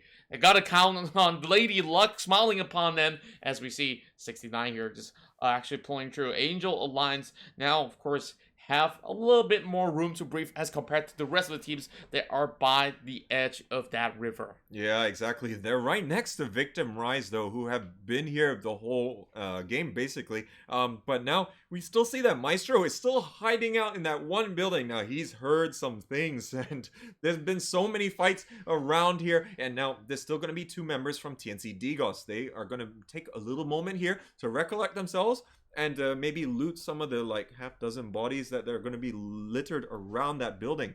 Yeah, and I gotta say that they've definitely got ample of loots out of those boxes. Yep. But seems to me that Victim Rise will be able to actually secure quite a lot of room for themselves near towards ruins. But it'll definitely take some time. From the Future has already got themselves that sort of slot secured over on towards the western end. But we're also looking at the fact that DK here has definitely got himself a little bit more tricky situations up ahead. But we did see Maestro come out good with solo play in the very first round. But now everyone here has to move all the way down south. Maestro is already legging it. He knows that he has to make the moves here. But now it's going to be Sophia taken down here by Momonji as he's pushing into the Battle Arena Knights lines here. As he's trying to get in from the blue. He's tanking damage. Same with Hechibert as they're trying to get as far as they can. But Big Blue Bird is already here at the ruin side together with Melting. So they should continue on for the Singaporean squad. Well, seems like he's shadowboxing for a little bit before he gets himself in towards the lower section of ruins. Kane's gonna bring out his QBU to try to tap out Victim Rise.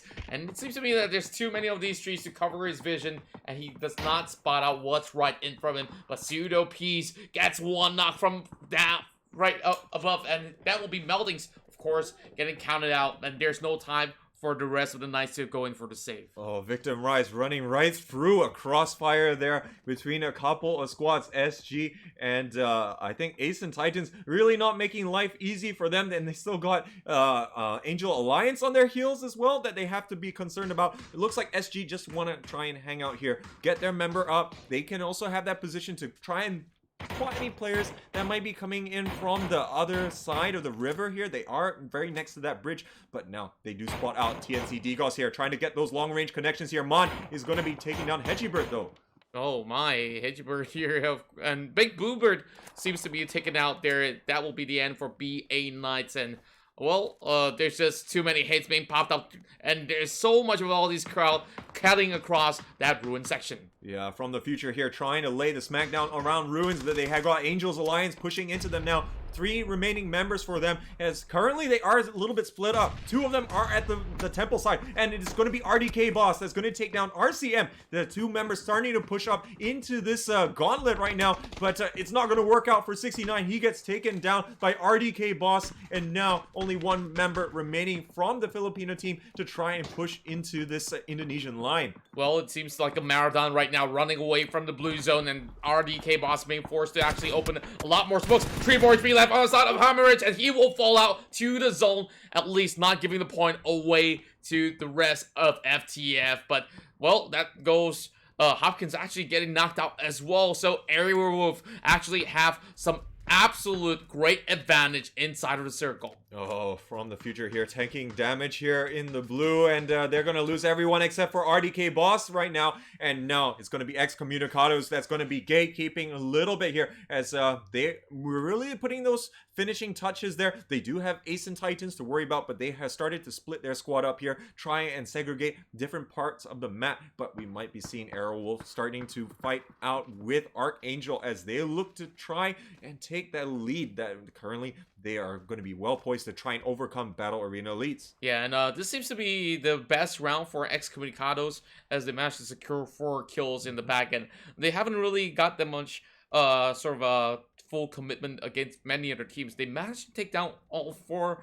I'm not sure which team were they colliding on, but same goes to the side of Ace and Titans, of course. We haven't really seen them getting all too caught up in those crossfires. Yeah, they did manage to pick up some points there against from the future as they were trying to get through the ruin side of things, and yeah, everyone's doing a number on each other right now, but it's going to be Archangel here. Even though we know that they can be a very aggressive team, they are very tempered in their behavior right now. They're not willing to go too drastically in a particular direction because it's so crowded here in Sanhok. It's going to be so difficult for them to really take some reliable fights and have a good chance of coming out with most of their squad members alive. Yeah, and over on the side of Archangel Predator, 0 kills, but they've made their way across, and now it's time for them to actually rake in those sort of kill bombs to get that back. Their backs onto the top. The last time we saw them, they mashed a great finisher, and now, of course, looking for another dinner on their hands. Killa now trying to go for the task against Aerowolf, and he finds Hexagon inside of the hut. No time to actually go in for a save for CJ7 for now, but the Define will be able to remove Killa from play. And this is absolutely devastating against Archangel. They're going to get absolutely sandwiched here between Aerowolf and SG. They are not leaving any prisoners here, as I think there's not going to be any members left here. Archangel getting completely taken out by those 2 teams. And there's only going to be 5 remaining here to try and survive on. SG is actually moving further north here to try and go towards Ace and Titans, who in turn take down Victim Rise. Well, everything went way too fast, and now, of course, Icon has already lost his life. Kane soaking a little bit more damage coming from the side of Pseudo. Pseudo is hiding by the sides here. He really does actually take some pot chops right across. Pseudo trying to actually land a little bit of that nade. He's not too sure where exactly he's coming from, just trying to clear a little bit of that sort of room. But SG is looking for their very first chicken dinner from the top side of the hill,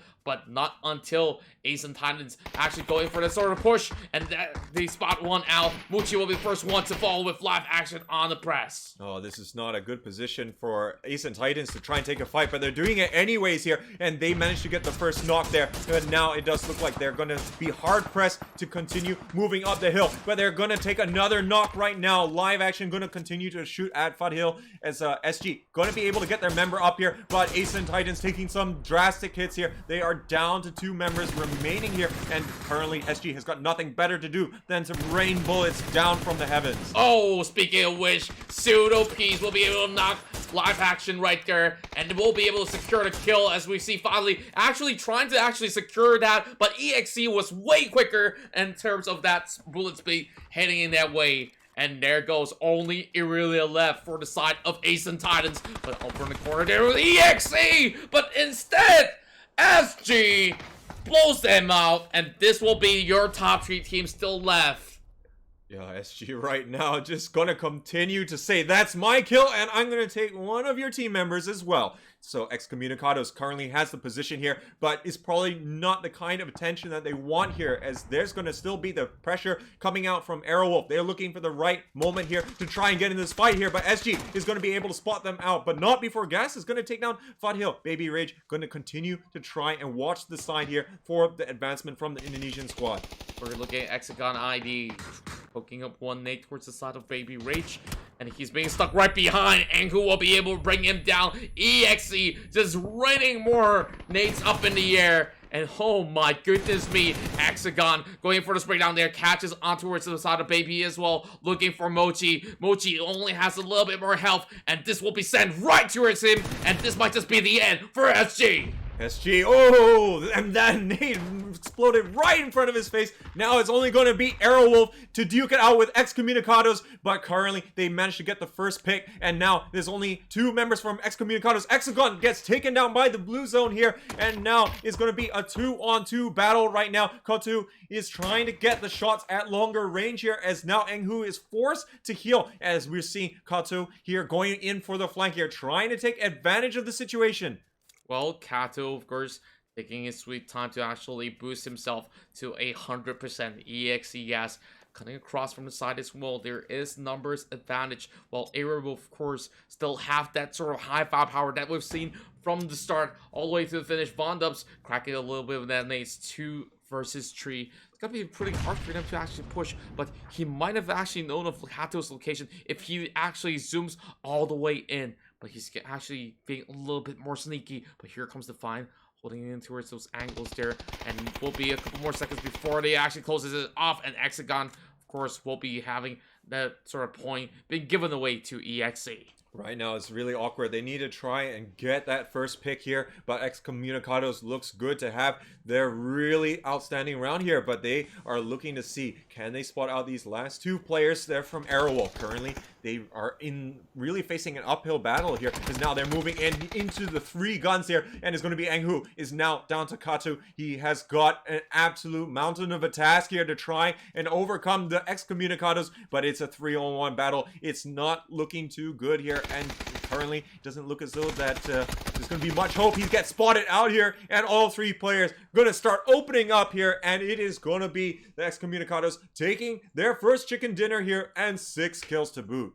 Wow, what a perfect play coming from Excommunicados. They stayed pretty silent in the early first few phases, and eventually they took even more commitments, and that was definitely the best placing that they could have ever been on, as the rest of all the other teams were getting too busy snatching up kills after kills. But they just have to wait till it's the top 5, and that's where EXE so slowly strike them down one after another. Absolutely. And remember how they got into that position. They did actually go for a little bit of a more risky rotation, using the boat to go from the smallest island down towards that particular endpoint that we did find ourselves in. Now, of course, we do see that a lot of teams, you know, they're forced to try and take the kills just because out of necessity, with the whole nature of Sanhok and whatnot, but they managed to navigate around there, and we saw how absolutely devastating it was there towards the later stages. Even teams like our last chicken dinner winner, which was Erangel, wasn't able to survive the onslaught from 2 teams at once, and that's Sanhok for you. Well, now of course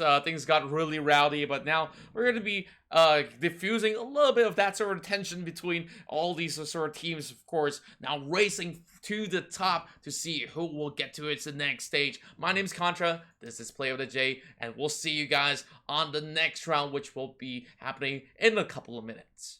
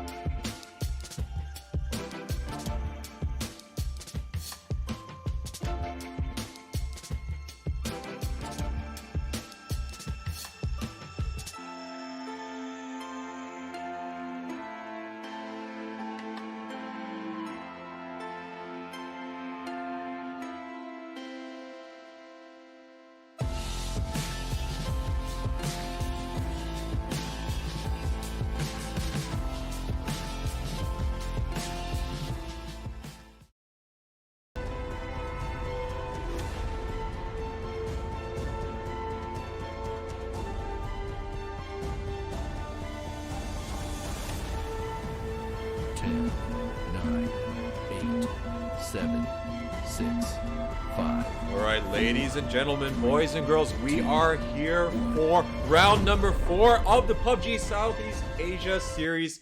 And this is going to be the grand finals. And let's see how things are going to be developing here as we are going to be entering the second half of this evening's competition. Now, everyone is still fighting for the top spot in the next PGS, and we'll see what is going to be coming of that in the future. And just a big thanks to the PUBG Corporation for all the support here for this event. And of course, this is all organized with the help of Geek Events, K&K Revolution, Cause Effect, and Livescape. So now we will be having our second and final round here on the Sanhok, and it does look like we're going to have a very even spread here in terms of the drop locations, and we're having From the Future, who's actually going to be dropping nicely here into boot camp. So they're going to be having pretty much the spoils of war here, is much the same way as we did see from TNC Digos a little bit earlier on, as they did drop into Paradise.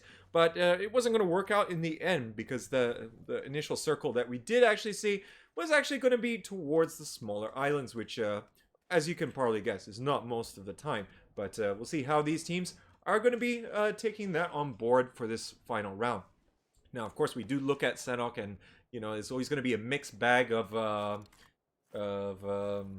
things that could potentially happen, and it's a bit like a box of chocolates. You never know what you're going to get. Now, Geek Fam here going to be looting up around Fun, and it's going to be kind of deserted here, so that's going to be very thankful for them. Unfortunately, Geek Fam not able to last longer in the previous game because they were actually decided to assault the one place where everyone wanted to go. Oh yeah, it was definitely congested with so many teams by that corner of the river, and I gotta say that they did fairly well. At least like they took down some of these guys, and TNC of course got that upper hand to actually punish them in that sort of sense. And let's have a look into it, where this first circle will be. It seems to be pretty much similar to what we saw early on in the first round of Sanhok, but to me, some of the worst rotations will be for Aerowolf, because they are just by the edge of Lakawi, which will have to go through at the very least 5 teams to make their way in. And this looks like we're going to have another exciting round here on Sanhok, and it's going to probably be that choke point that we saw so many teams fall down. You saw PFRS go through there, TNC, Digos, Geek Fam, DK Esports, all trying to get dominance in that side. But we're going to see how they're going to manage their rotations here.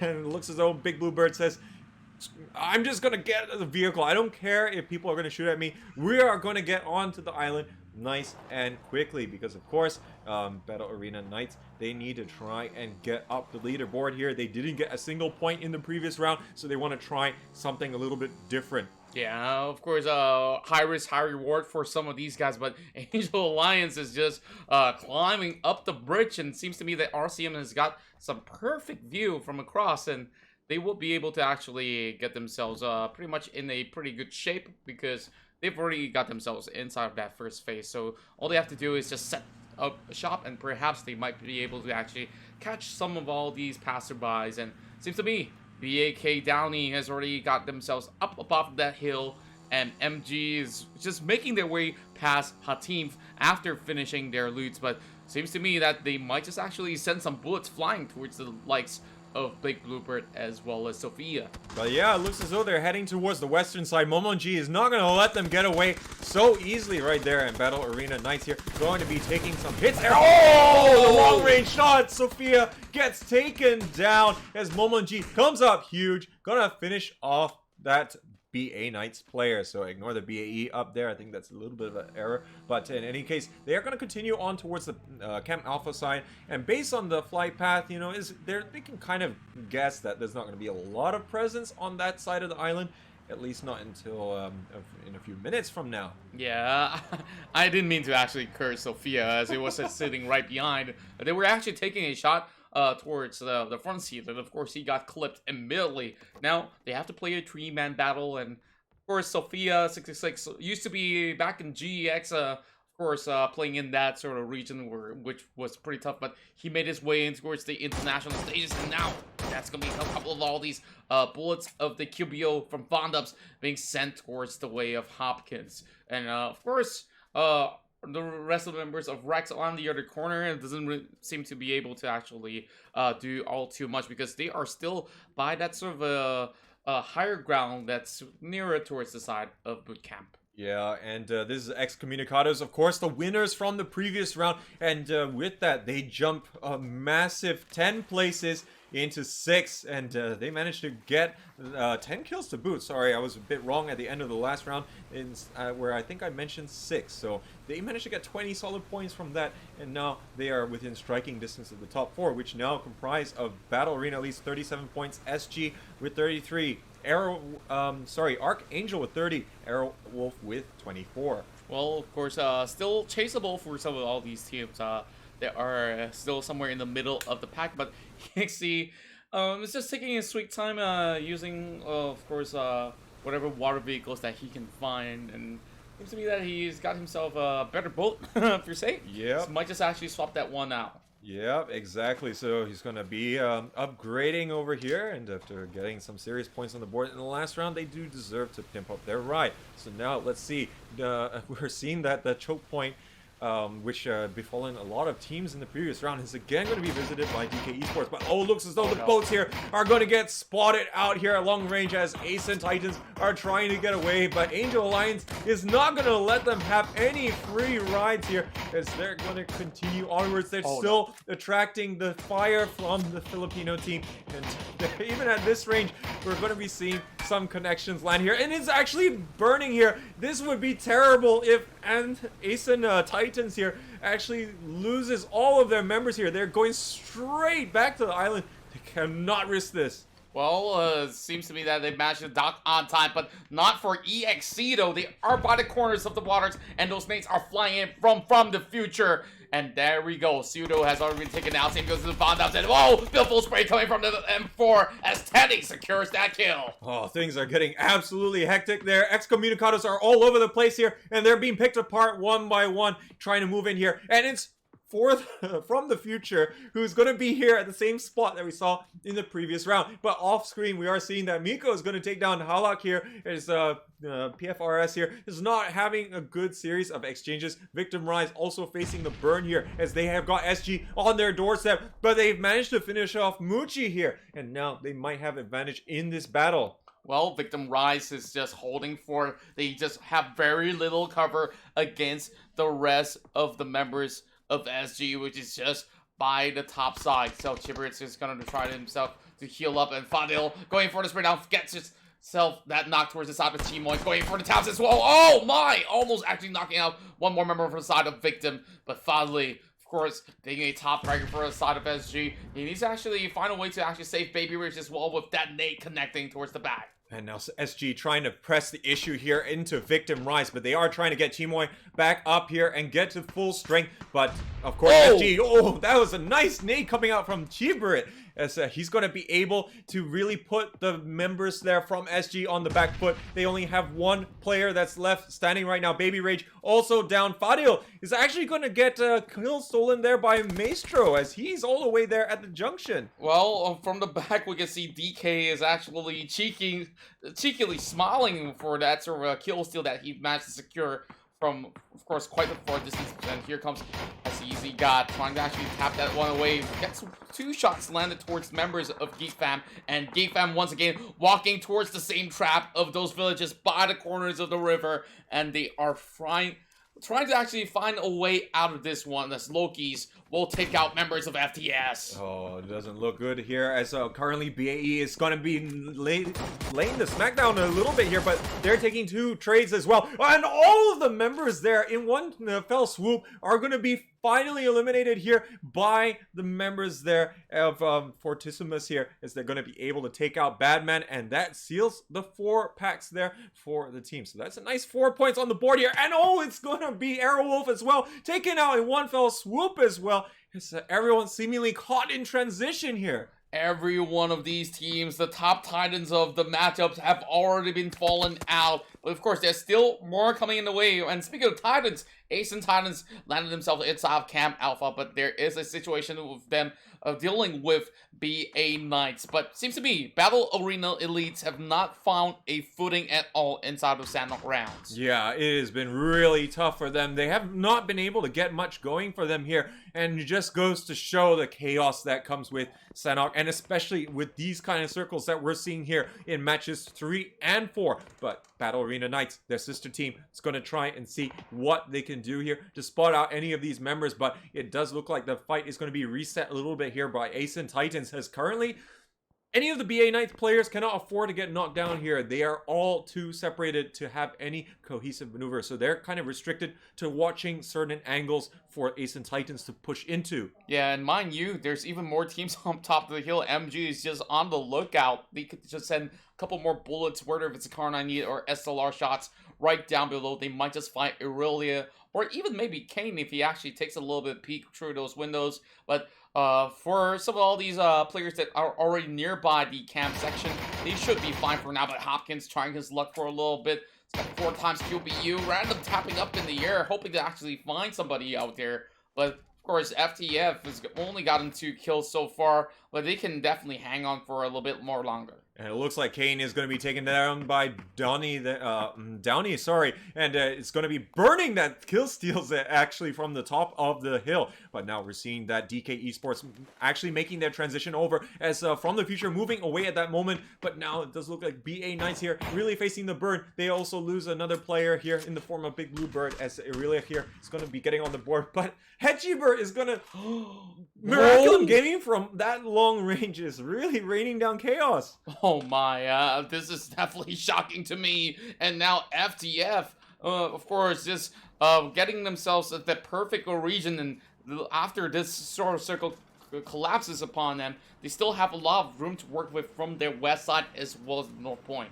We're seeing a big, ambitious hold there by Miraculum Gaming on top of the hill. They have surrounded the temple and actually really quite spread out. So it's going to be very difficult for them if any team pushes in. But luckily, you don't have to deal with vehicle rotations here. And oh, the shot there could be perfect here. At 69 is going to knock down as Easy God. And now the rest of DK Esports is going to be looking for our Angel Alliance up on the hill right now. Oh my, Fruity having 1 nade being sent upon him, but DK only 1 HP left, and he is being forced to heal up, but he is counting on those luck. But Angel Alliance, of course, still pressing on the attack, having even more nades to work with, and 69 finds another one towards the hands of Fruity, and he is just going in for another one, but 69 instead gets shot from the back by Victim Rise. Yeah, they're coming in front of the flank here, and it's going to be the saving grace here for GK Esports. They're going to have a little bit of time there, but those nades are absolutely devastating from the high ground, and now we're going to see how Victim Rise can deal with this. They actually opened up a little bit too early. They still have got Fortissimus right in front of them on the other side of the bridge here, and they're a little bit separated, and they're waiting for them to come into their open arms right now, and to give them a little bit more utility to survive into the later stages of this game. Not sure if they even notice Avicorn is just by the edge here, but he already knows that there might be chances that they might just actually top right down below, and Victim Rise might just actually slide downwards, and they still come out just trying to actually cut across. Avicorn's just going to be waiting by the edge, and he will wait till they climb above and might just actually punish him. And speaking of that, Avicorn will get 1, but instead he will be actually knocked out there from the back by Kamals, and Chibrit will secure that kill. Well, a series of trades here. Chimoy getting taken down. Chibrit is going to get the trade right now. Kamals and Chibrit going to have to try and move a little bit inwards here, but currently they don't have to worry so much. But it does look as though they will be picking up these kills, finishing off these members there from Fortissimus, but they are going to continue onwards. DK Esports has got problems though. They got Geek Fam now looking at them as well, as we seemingly had Miraculum Gaming here really making life a living hell for all of these players here from Asen Titans and also BA Knights. Yeah, and Miracle still has anger from the back, so they're trying to actually squeeze their way through, while Asen Titans, of course, have got some good spacing inside of the Alpha section, and they will have to march up the hill, and this hill is definitely getting a little bit more crowded up, while FTF, of course, dealing with this sort of situation where they have to actually press on the attack towards the top side of the kill. But Teddy is, of course, getting so much of that information, and they're just waiting for the right time to actually move across. But they know that Geek Fam is around the corner. Yeah, so this is going to be difficult for them. They're waiting for the next zone to reveal itself, but it looks as though Madi here is going to get finished off by Killa, as it looks as though Archangel might be in a pole spot here to try and leapfrog above SG and BEE, but it's easier said than done. They have a lot more work to do here, as now Miraculum Gaming has got TNC Digos, who that they have to be a little bit worried about here, but Burning is still looking on the lower ground here, trying to manage all these teams that are going to be moving in here, and it looks like Kalb's also going to be taken out off screen.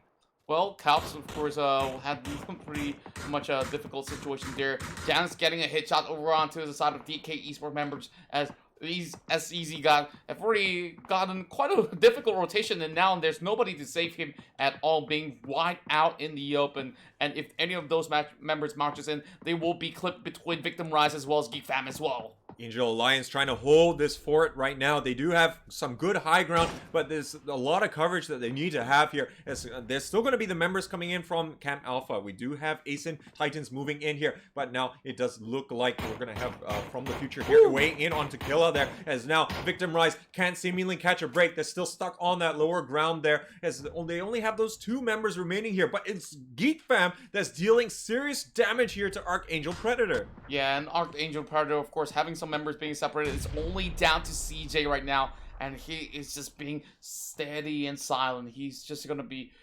waiting until the next phase shows itself up before making that move. But here comes Teddy, though. Teddy's just trying to actually look across, but so many kills are actually popping over a kill field with Victim Rise taking down members of DK Esports, with Fruity being eliminated. But Geek Fam, still 3-man strong. They got 3 kills already, and it's not too far away, but they know next to upon them, the Shacks, there is some fish to fry. Currently, from the future here is trying to push the issue here into Geek Fam here, while off screen does look like that's going to be it for Fortissimus. They go out here, but now there's still going to be that potential threat into Geek Fam's side, but they're not too aware of the presence there from CJ right now, as they don't have the luxury of trying to close out that battle.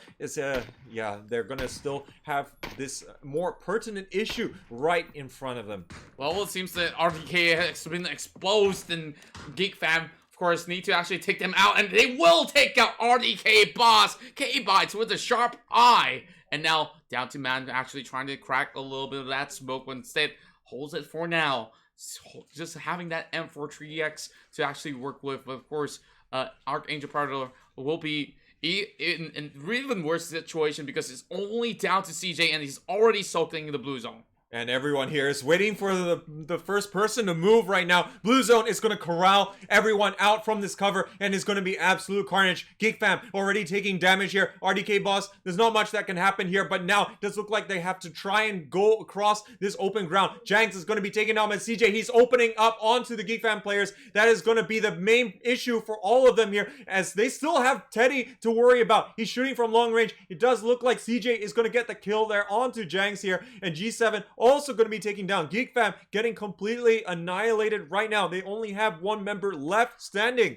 Oh, it's all down to K-Bites, but instead, Man, of course, sacrifices his life. And with CJ actually stealing 1 kill off the side of FTF, they took opportunity, and it's only 10 HP left for the side of RDK boss, of course, finally getting res just in the time for themselves to still have 2 men left. Now, over on the side of TNC, they are by the upper regions of the hill, playing by the rocks, but he sees one Molotov flying towards his section, gets himself pretty much well covered up, and Mako, oh my, they just make it rain non-stop. Oh man, this battle at the top of the hill is gonna be dictating how the rest of this round is gonna be playing out. TNC Digos trying to get some lines of sight onto all these teams moving up and on still very much on the lower grounds here. But there is still going to be all the PFRS members that have to be a little bit mindful of, who are going to be continuing to strut their stuff just below them here. But Angel Alliance still with 4 players here, 6 kills on the board. This is looking to be one of their best games so far, as they are looking to try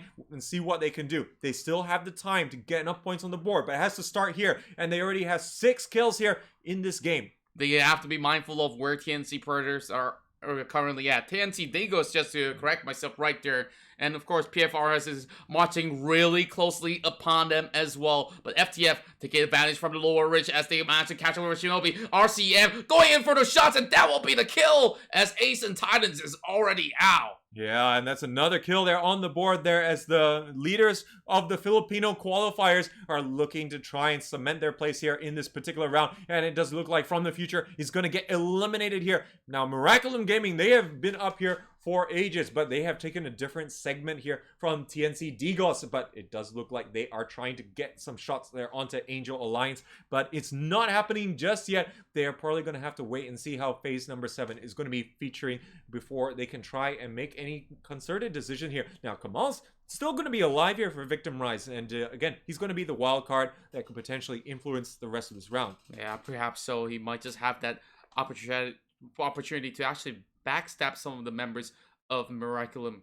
And over on the top side here, we're looking at TNC Digos, of course, haven't really rake up those high kill volumes as the rest of the teams, but looks like there's going to be a little bit of drama happening right here with Angel Alliance, of course, trying to actually snipe them as well. 69 look at Raging Marky and try to catch them off. So it's a 2 versus 1 scenario for the likes of Raging Marky. Miraculum Gaming rotating a lot of their players down to the southern side here to try and deal with Angel Alliance. Angel Alliance actually fighting 2 battles right now, especially against TNC Digos. But TNC Digos are not inside the zone. They need to also make their own rotations here as they are going to be vacating their spot, which had some good lines of sight now, and they're moving up. But it does look like OG Philip here is going to be helping them out. RCM is down for our Angels Alliance, and now they're going to be trying to swarm, help their person. They are not all safely inside the zone yet.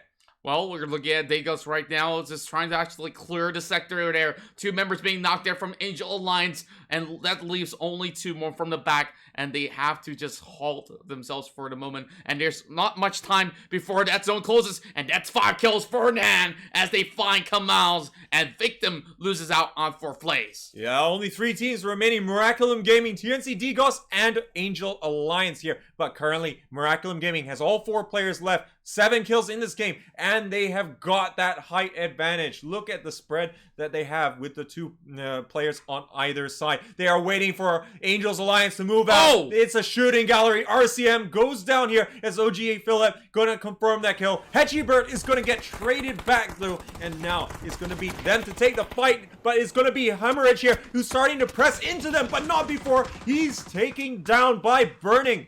Wow, Angel Alliance, of course, sending some nades. There's some damage being done towards the side of TNC, and now it's all up to Nan. 11 kills in the process, but the members of MG have already passed on, and that will be the end for Angel Alliance at turn. Now it's up to Miraculum Gaming to take on the rest of the members right down below, which will be TNC.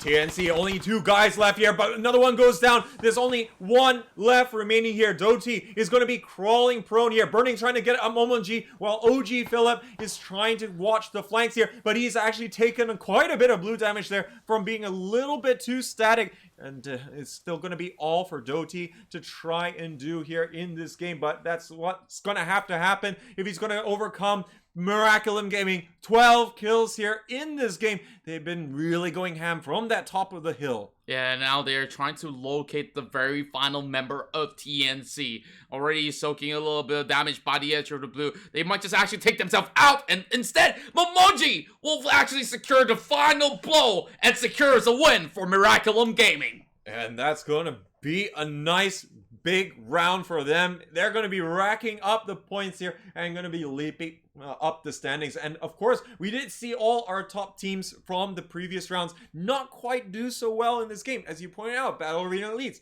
had a lot of issues trying to get good results here on Sanhok. And I think it's just showing here that, you know, it doesn't matter how experienced or skilled you are as a team, you know, it's still going to be a very challenging playing field to try and duke it out, get those reliable points that you need in just 6 rounds of play. Yeah, and we can see that some of the teams hailing from the Philippines seems to be the masters of Sanhok, as we see them maneuver so well across in terms of rotation and in terms of picking up great choke points to actually fight some of all these battles efficiently. And of course, Miraculum Gaming came up on top with real great factors because they have that control of the region from the top side. Yeah, and with Sanhok, it just goes to show that you really do need to plan out how you want to try and rotate, as the pace will never really slow down. And Miraculum Gaming knew that they wanted to try and get there as soon as possible. On top of that hill, he was going to give them a fantastic vantage point. TNC Digos also taking the same approach there, but of course going to be a little bit slightly further away. And it seemed as though Angels Alliance, they did well with the kind of situation that they were in, but they were surrounded on all sides. They couldn't exactly push up. But then again, that was the initiative taken by Miraculum Gaming and also TNC Digos to get on the high ground first. And I would think that all these given advantage they have put into good use, and of course secure this big chicken dinner for themselves. Congratulations, Miraculum Gaming, for this matchup. But there's still gonna be 2 more matches coming your way, and that will be inside of Miramar. And we'll be right back after the short break to bring you into its game number 5.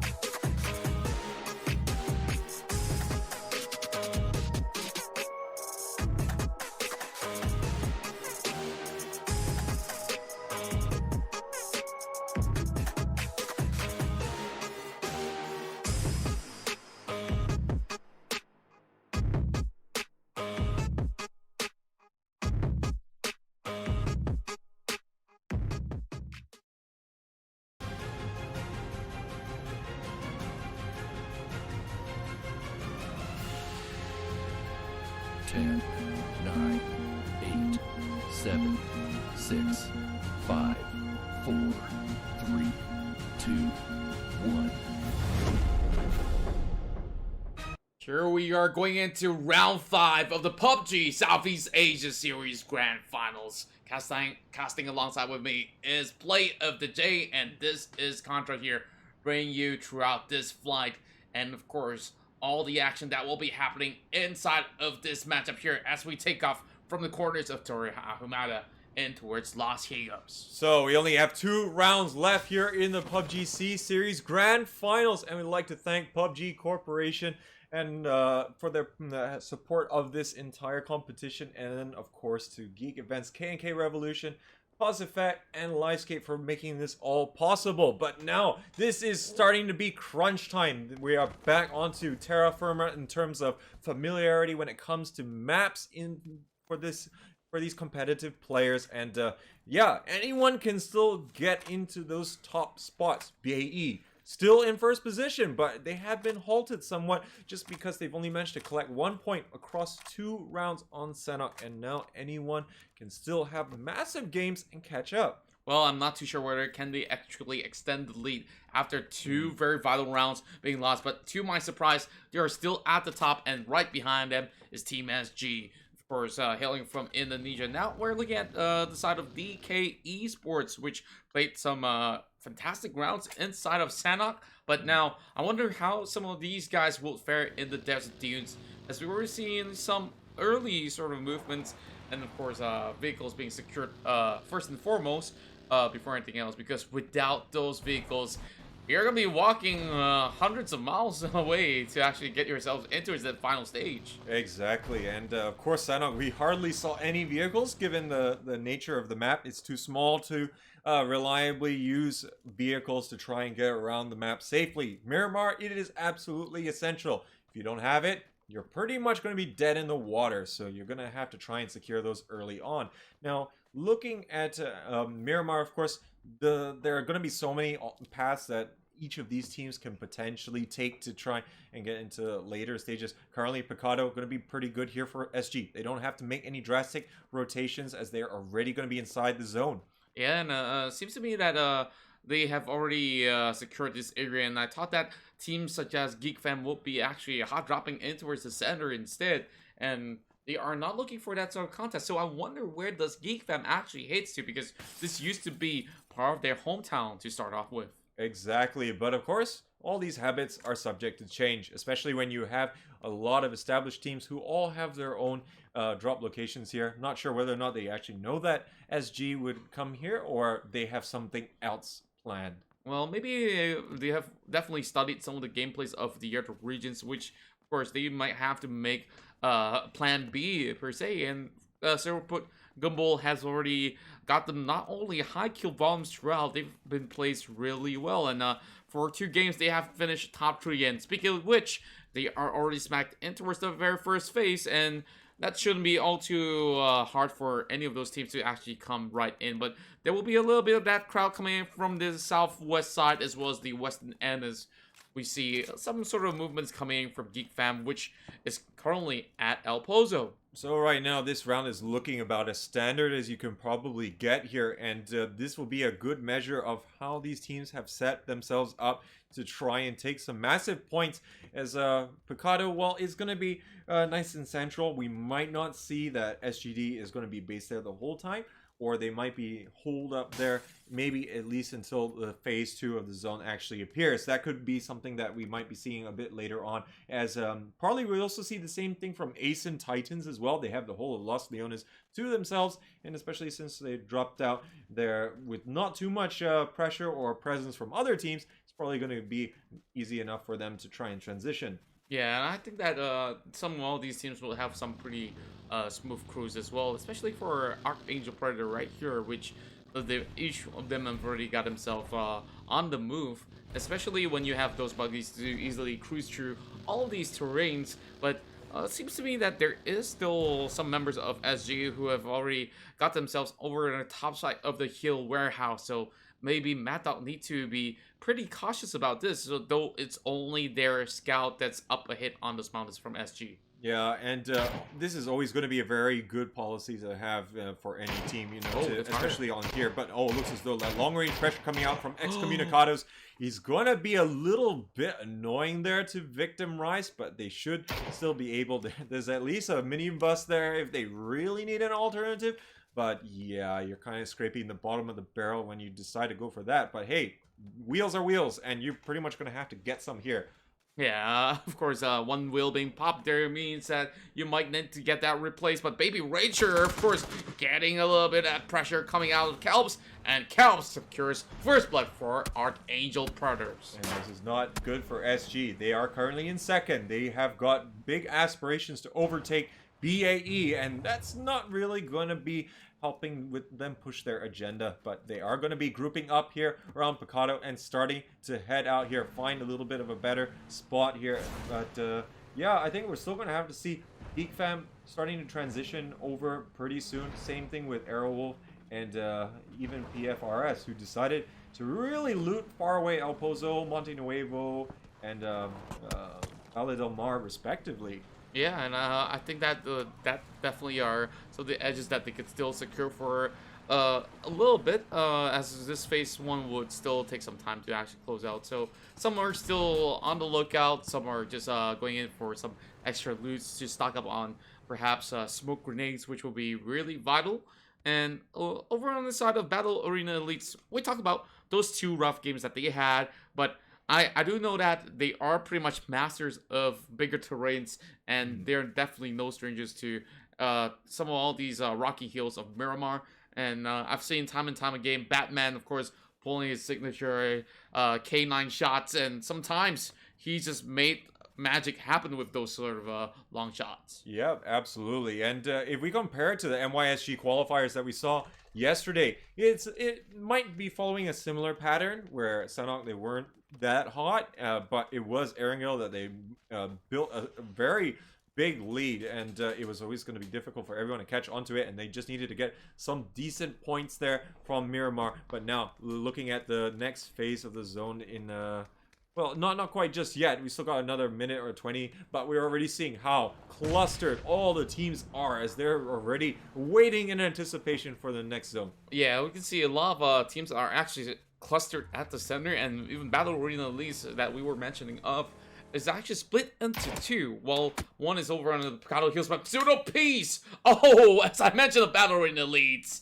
day all day gets that SLR headshot. Oh yeah, so it looks like Battle Arena Elites is starting to wake up a little bit here after being a little bit more on the tired side, I would say, for the last 2 rounds. But now it does look like a pseudo piece here should be res here. Excommunicado is still going to be having that full squad strength. But yeah, Jay all day not going to be holding back regardless there, as he's going to be able to nail that one. But we're going to have to see a little bit more transitions coming out from a few more of the periphery teams, but I think they would also accept that, you know, this is just part and parcel of playing on Miramar. Yeah, and I think that in Miramar, of course, this is it's always really hard, especially when you don't really get a great scope to actually look around, especially for Victim Rise right now, that they don't seem to have all the best loots, as they are currently on top of those rooftops of Hacienda del Patron. But KNC Digos here, they definitely have a little bit more room to work with, especially with CJ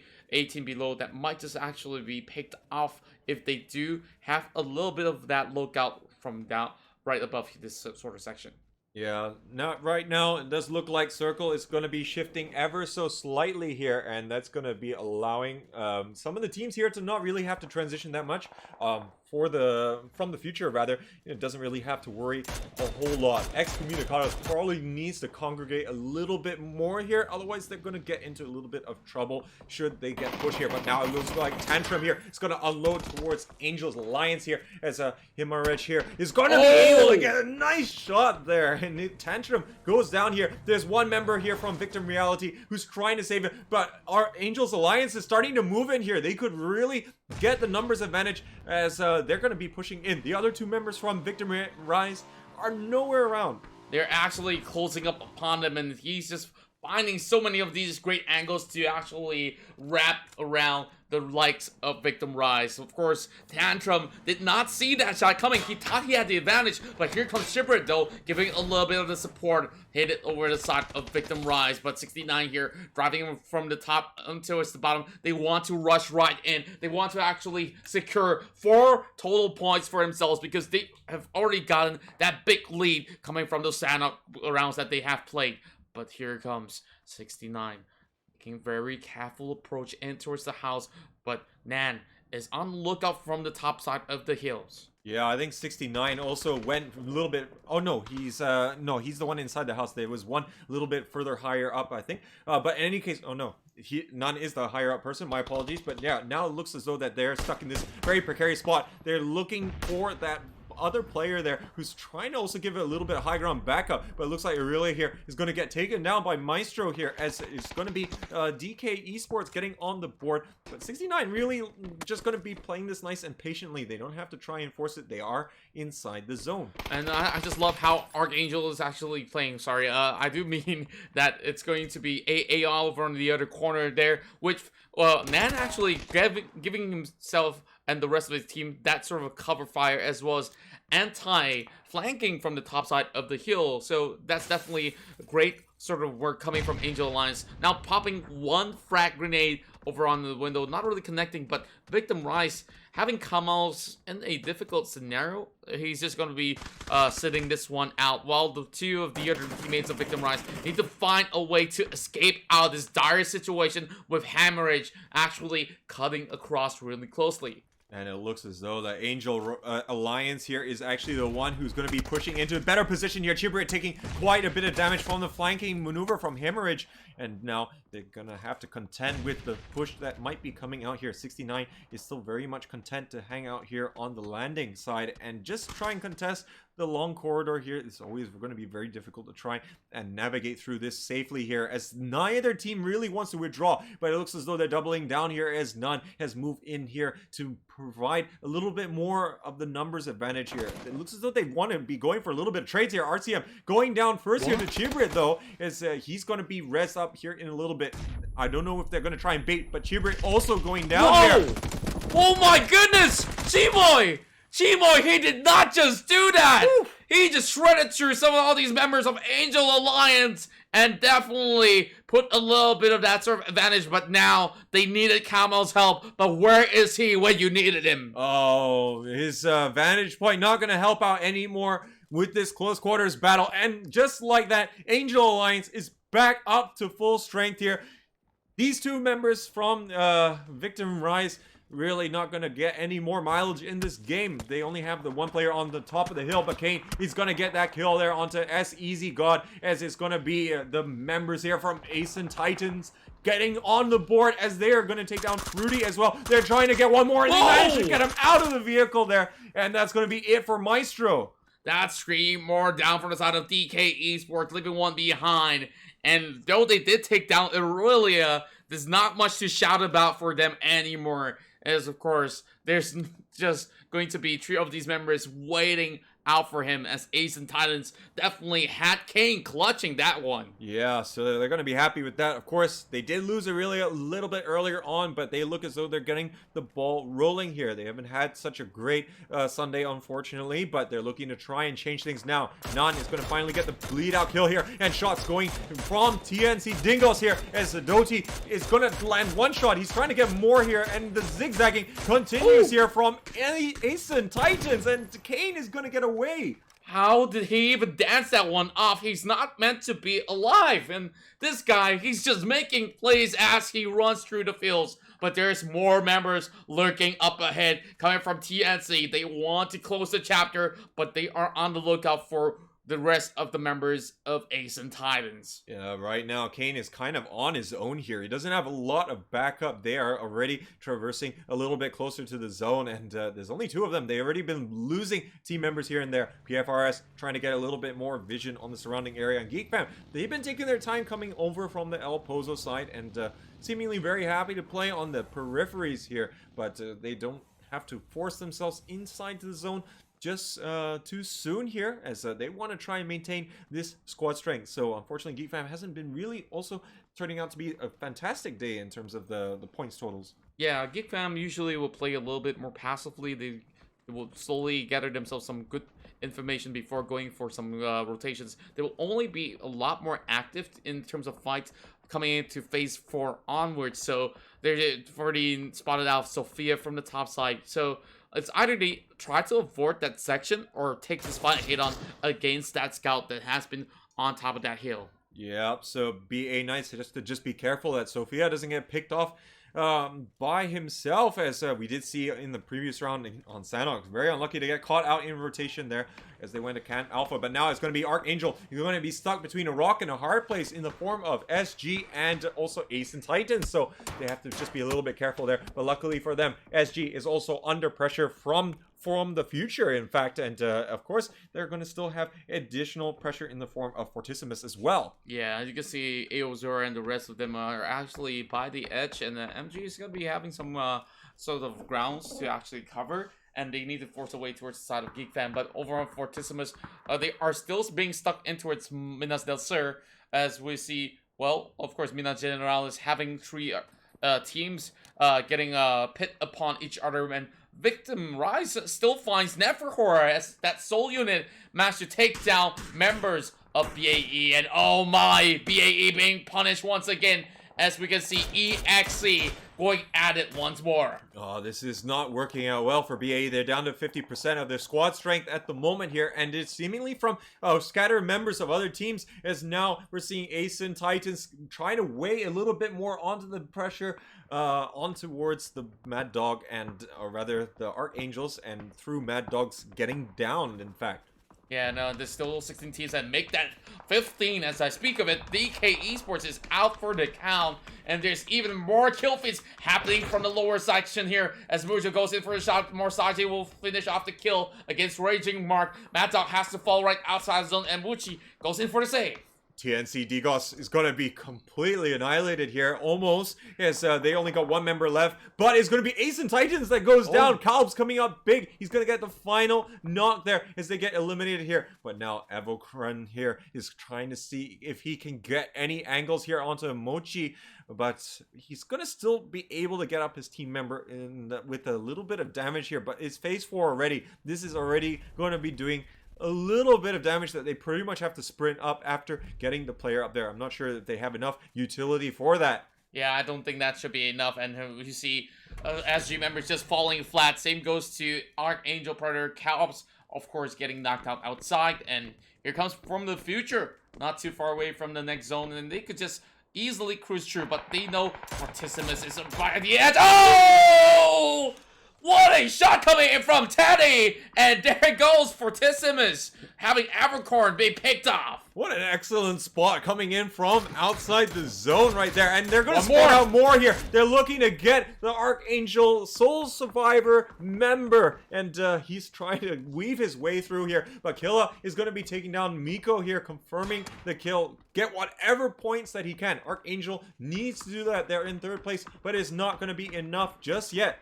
Well, Excommunicados, of course, having great positioning, and over on the southern side, there's going to be a lot more sort of pressure pushing upon them, as we see FTF now heading towards their side, as AAP as well as PRFRS is getting in towards action already, as Fidel Castro gets a shot towards the head. But here comes Pseudo Pistol. He's trying to actually figure out a way to actually make himself across, and it's only going to be Batman being alive from inside of BAE. And they might be fighting here with From the Future if they're not careful. Airwolf here is in trouble. They do have Angel Alliance right ahead of them as they're putting pressure on them from coming in. But it looks like CJ is going to get finished off here as PFRS is going to weigh down that pressure on Archangel. And they're going to be going out quite early in this game. And we're only at the 2/3 mark here. We still got quite a few teams that need to try and get into those upper stages. Airwolf is at least maintaining that full squad strength. But for how long? Yeah, that is definitely going to be the question right here.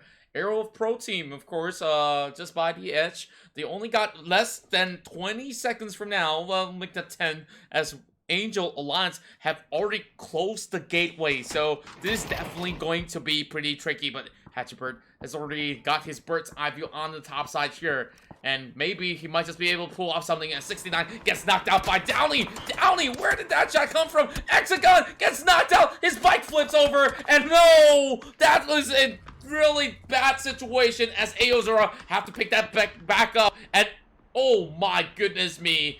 Arrow members are crashing out. Yeah, and they're trying to go right into this kind of crossfire that the Battle Arena Knights and Geek fam currently have, but explosion there, and Airwolf just like that are completely taken out. RCM is going to pick up the last 2 kills there from the team as they were trying to go for a very desperate rotation. And Angels Alliance really not making it easy. They had to go all the way around there, and it didn't work out. It definitely didn't work out well, and there's just no space that they could actually book for themselves, and well, they really have to actually accept that fate right upon that sort of scenario. But Victim Rise, of course, having the very final member out, Kamals did his best, and it was down to a 1v1 between Batman, while Teddy, the man with the long shot of the Mini 14, is definitely amazed this for quite a number of time. But here comes Batman, though. Batman will fight against FTS, so Fortissimus might just actually go on a sort of push, but they got already 1 man being knocked down, so maybe this nade might just be pretty much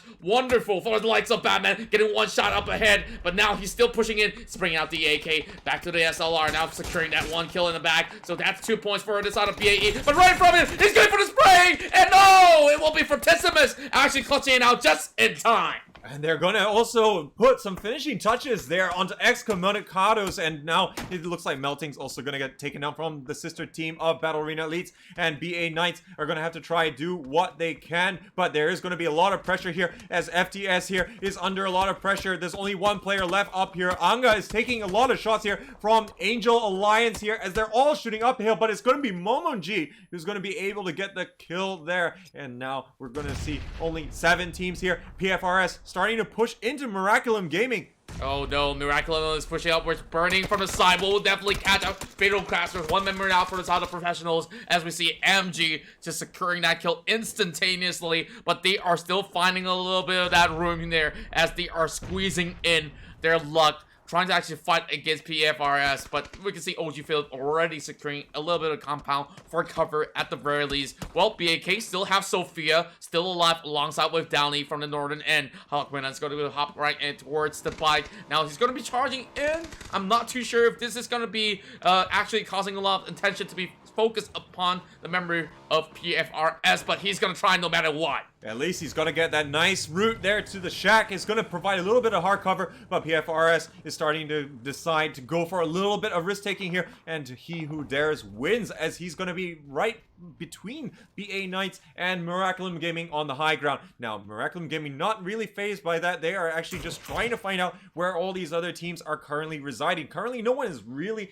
smack dab in the center. They're all very much on the periphery, especially all the way across yonder, where we do see that Geek Fam currently holding one of the few compounds that still exists in this zone. Well, Geek Fam definitely have a stronghold for themselves, but if that circle is not going to cover inside of phase number 7, then they do have pretty much a huge trouble to rotate out, because they are on the flat grounds where everyone will be able to see them move out, while Angel Alliance, of course, having a little bit more of that leeway where they have so much of all these regions protecting them, but there's some moves coming from the side of Geek Fam headed the direction of the members of Angel Alliance. But we're looking at PFRS already locking their eyes set over on Miraculum Gaming. But here comes Burning, though.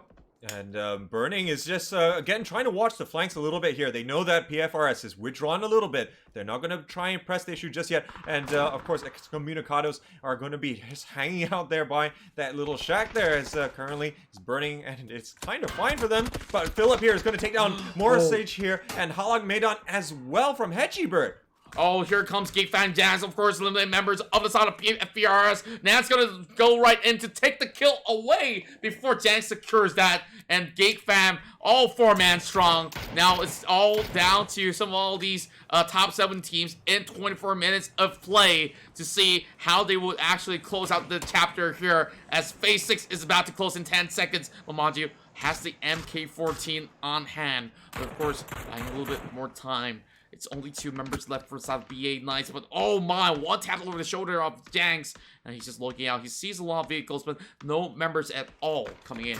Yeah, they're trying to roll down this flank here on the western side, and they might be able to surprise Angel Alliance here, as they're going to come out from nowhere. But it does look like we're going to be seeing that from the future here is going to get eliminated here. PFRS is going to be getting one up onto Miraculum Gaming, as now we're seeing that Angel Alliance finally is getting shot in the back as Geek Fam trying to transition out. But they are split 2-2. But the shots coming out from Jangs here, not able to take down Hemorrhage, as he's going to continue to try and see what kind of flanking shots he can get onto PFRS from across the yonder. Oh my, he spots out PFRS indeed, and of course he's just busy looting what's inside of the crate. And of course, Burning is inside of that shack for now. He wants both kills.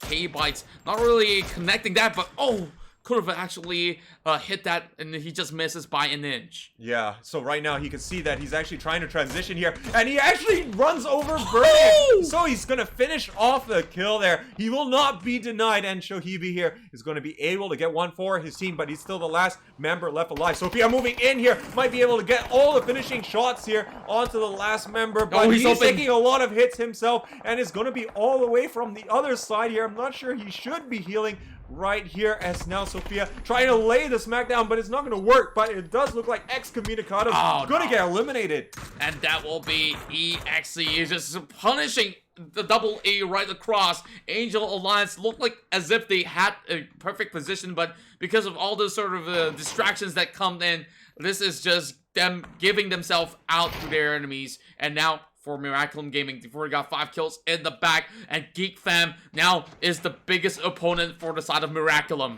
Yeah, and Miraculum are trying to hold on to 2 fronts right now, but they are being absolutely stretched, and we're seeing G7 and Jang starting to move further up the hill here, see whether they can get OG Philip down. He is in charge of watching this entire flank, and it seems as though Miraculum Gaming is pointing too many guns towards Downey right now. The whole of Geek Fam is going to be pushing around the side. I'm not sure whether Philip is going to be able to stop this tidal wave. He's not even spotting the closest player. He's going to get taken down here, and now Geek Fam can continue to roll up the side. He's going to communicate that to his teammates. They have to turn. They have to try and get whatever result they can. And we're looking at Janks and the rest of Geek Fam actually securing a perfect section there. One great attack coming from the side of Momonji, hiding behind the rock and soaking the damage. It's 37 HP left, and G7, of course, are already locking eyes on Hatchibird right behind those rocks. My goodness me. Geek Fam are at it, and this is the best potential for them to actually win this chicken dinner, but MG is not giving up their hopes just yet. Oh my goodness, this is an absolute shooting gallery right now, as Geek Fam is going to have some great lines of sight onto all of these remaining players. Edgybird has managed to come over towards his teammate there, but there's still going to be Downey that's making life absolutely difficult. Edgybird trying to get whatever heals he can, but he's getting shot underneath the car. He's trying to get at least a little bit of line of sight coverage, popping a couple smokes there, see whether he and Momoji can get out of this one alive.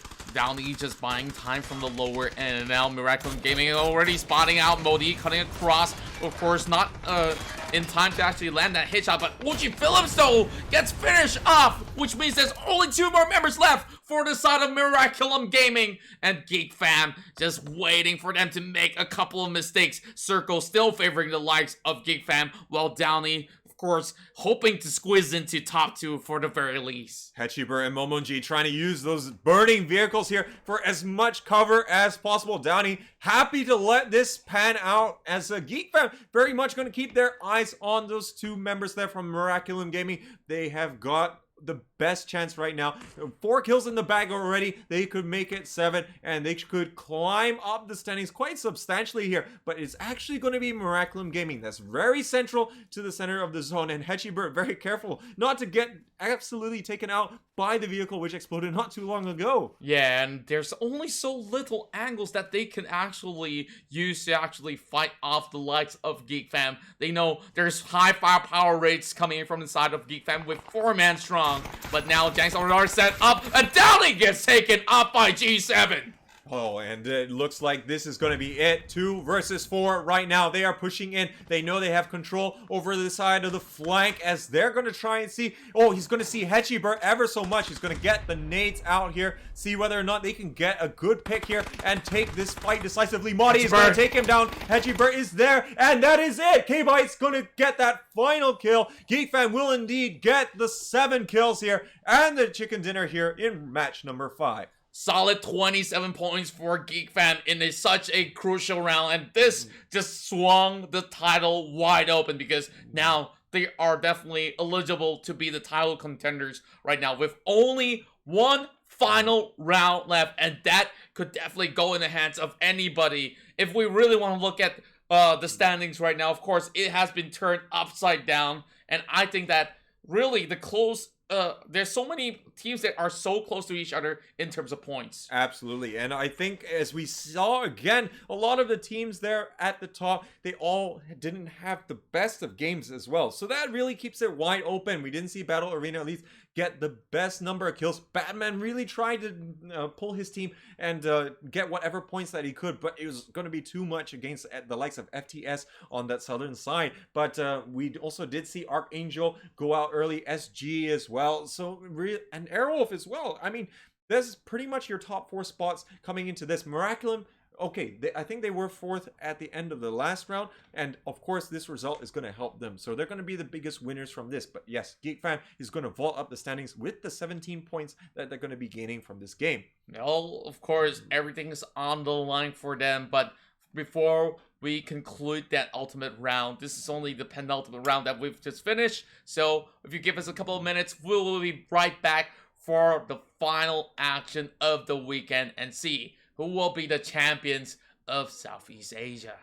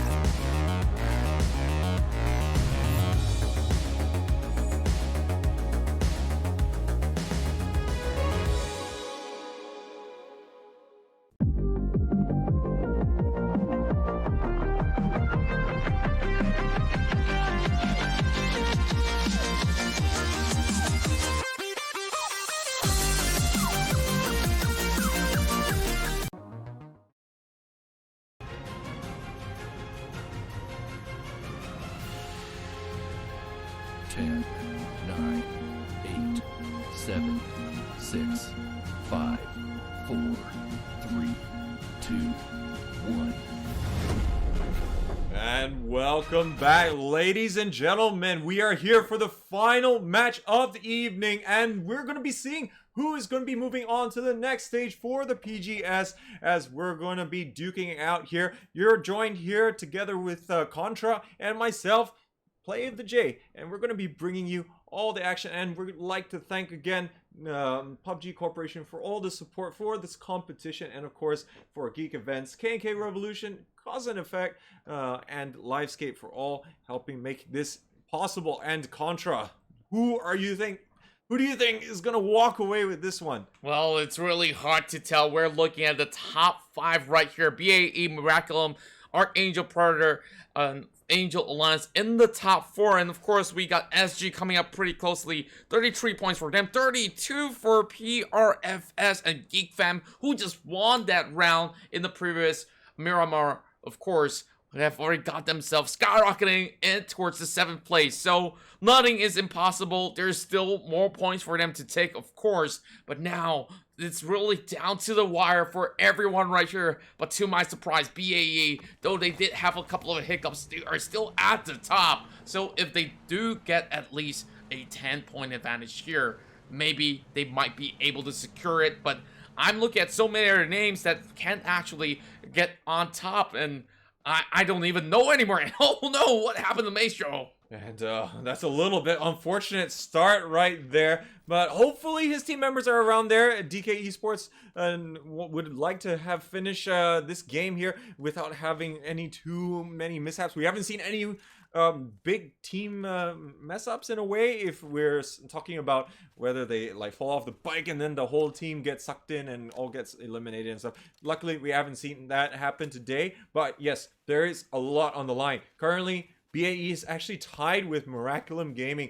with 39 points, and only and less than 10 points separate BAE from Geek Fam. That's 7 places here. So if you imagine anyone has a big game, which most of the time the team that has won has managed to take at least 20 points, they're probably going to be walking away with it. Oh yeah, yes indeed. I would definitely say that, of course, with the super rules intact, there's still going to be that kill advantage that they can actually rely on. So if any of these teams get those 12 kills and maybe secures that top 4 finish, that might just be that golden ticket right there. Yep, exactly. But again, it's going to be easier said than done, as these teams know that, you know, everyone here can potentially outfrag them. It's just going to be a matter of millimeters and fractions of a second here, as Downey is going to be he's going to get it back up, but he's under fire right now from Victim Rise. Chimoy is trying to see whether he can land a lucky headshot here, but it doesn't look like it's going to happen, and he's going to back down before anything goes awry. Oh man, consider him lucky because he's only got that M4 in hand. He doesn't want to waste any more of that 5.56 category rounds on towards that vehicle, of course. But man, if he actually take that opportunity right there, he might just actually get the kill off. So Victim Rise, of course, just let them slide through, while we're going to be looking at the map still being heavily centered across the likes of San Martin, La Bandita, as well as Junkyard. Yeah, so it's gonna be, again, quite neutral. I think that looking at this, most of these teams will have a fair chance to try and get into the later stages. They just have to try and prevent themselves from taking too much damage in this in the early stages of the game, as we've seen that the team fights are still very much decisive factor in these stages right now, as Miraculum definitely had a very good round, but it wasn't gonna beat Geek Fam, as they were able to maintain that squad strength. And now we're seeing Battle Arena Elite. They're hungry for more points here, as they've been leading this whole way, but now they're currently got the whole pack on their heels, and they need to do something about it. Well, definitely need to actually make a move as well. Battle Arena Elites, they have been on top of this power grid hill, and I'm not seeing them actually moving all too much. They're just trying to actually catch some passerbys and hopefully land some amazing shots, but Neferhor's gonna attempt from such an angle. Can he actually land it all off? And then here comes Excommunicados, the gas, getting one shot back at him, but Well, great return fire coming from the members of SG. Yeah, and so SG is going to continue onwards here as they're trying to rotate. Phase 1 is starting to contract right now. Gas just going to be getting a little bit more information. Excommunicados, they've been very happy coming here next to Minas and Morales, but looks like Big Blue Bird is going to have his tournament life cut short here as Battle Arena Knights going to be taking that early loss in this game. Well, Battle Arena Lights have a couple of problematic rotations in the past couple of games where we've seen some great stuff coming in the early rounds of today. And same goes to those rounds yesterday where they managed to be the top 4 teams coming from FYSG to actually qualify through. But today, they don't seem to be able to land those sort of a high kill volume that they used to. And in terms of the way that they position themselves, it seems to me that, of course, they need a little bit more work on some of the way that they move about. So that's kind of about it for this out of BAK, but Fortissimus might just actually get a couple of catches in the form of BAE. Yeah, trying to put up some very optimistic shots, I would say, but yeah, you gotta go for them, right? And Ace and Titans here also gonna be under the purview there from Von Dubs. Now he's actually connects there at that extreme range, just not gonna be able to deal a little bit more damage there by getting the headshot. I think that would be an even better score, of course, but yeah, now he's just trying to get a little bit of vision for the rest of his team members. They are still looting in the surrounding areas. They haven't actually managed to meet up just yet here, and Kamals is also trying to put some fire towards Angel's Arena. Angel Alliance, sorry. Yeah, and look at Victim Rise. They've been here ever since the start, and they've not really gotten themselves new extra loots, but all they needed was a DMR with the 8 times equipped alongside with it. So Kamals will try to actually pick off from afar just to try to perhaps take out some helmets at the very least. So it's going to be hard for them to restock per se. But that's going to be a little bit more of those movements coming from Angel Alliance as we speak.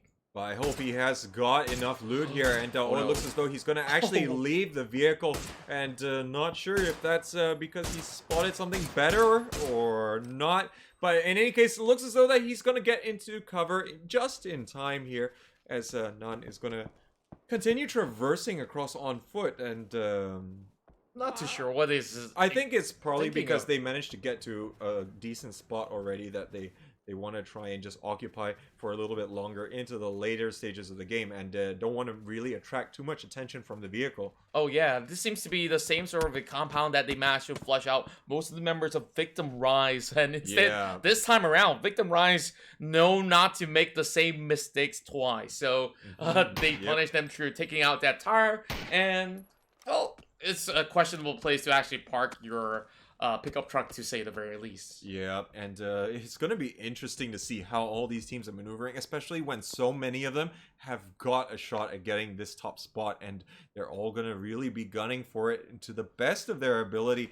And we'll see how they can try and do it. So it looks as though we're back here. Excommunicados still going to be taking their time to try and meet up here. I think it's because they're going to be a little bit further out from the center of the zone. So they're kind of trying to wait for phase 2 here before they really decide to make any drastic decision. Yeah, Excommunicados, remember, they are still in the running for that sort of win here, as we can see that they have 27 points. So in order for them to achieve, they need those at least 8 kills in the back and make their way in towards the top 3. And when those marks actually add up, then perhaps they will be in the running for that title, to say the very least. But Enku, of course, hoping to actually pick somebody off from this sort of distance, as FTF, it seems to be that they have been pretty well spread it across the map. Yeah, and actually Excommunicados on 27 points. I mean,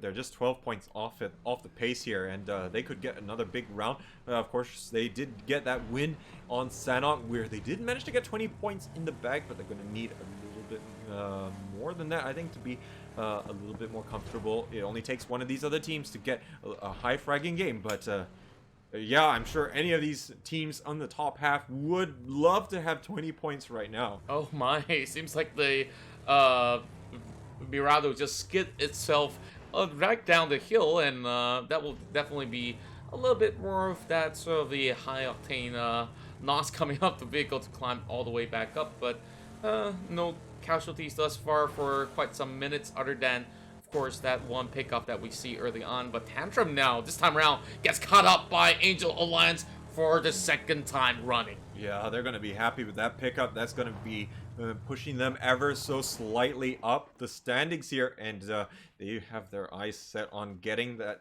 top place away from Battle Arena Elites, but so far they have got no points themselves. Geek Fam are also in with a shot here. They are 9 points off the pace here after managing to get that chicken dinner in the previous round. 7 kills as well, as they were really proving that they have got the nice strategy here on Miramar. They were actually taking their time getting into the zone and very much playing on the periphery, and then only choosing to go for these very specific fights, which will help them roll up a particular flank depending on the kind of terrain that you see. Yeah, it's really important for them to actually be on their comfort zone and to know that the enemies have is definitely crucial information, and now they're actually tapping onto it. Some of all these members of FTS on top of the hill. Fortissimus is definitely on trouble, and Mochi is trying to actually line things up, but it's gonna be pretty tough with all those smokes being cracked up by Anga.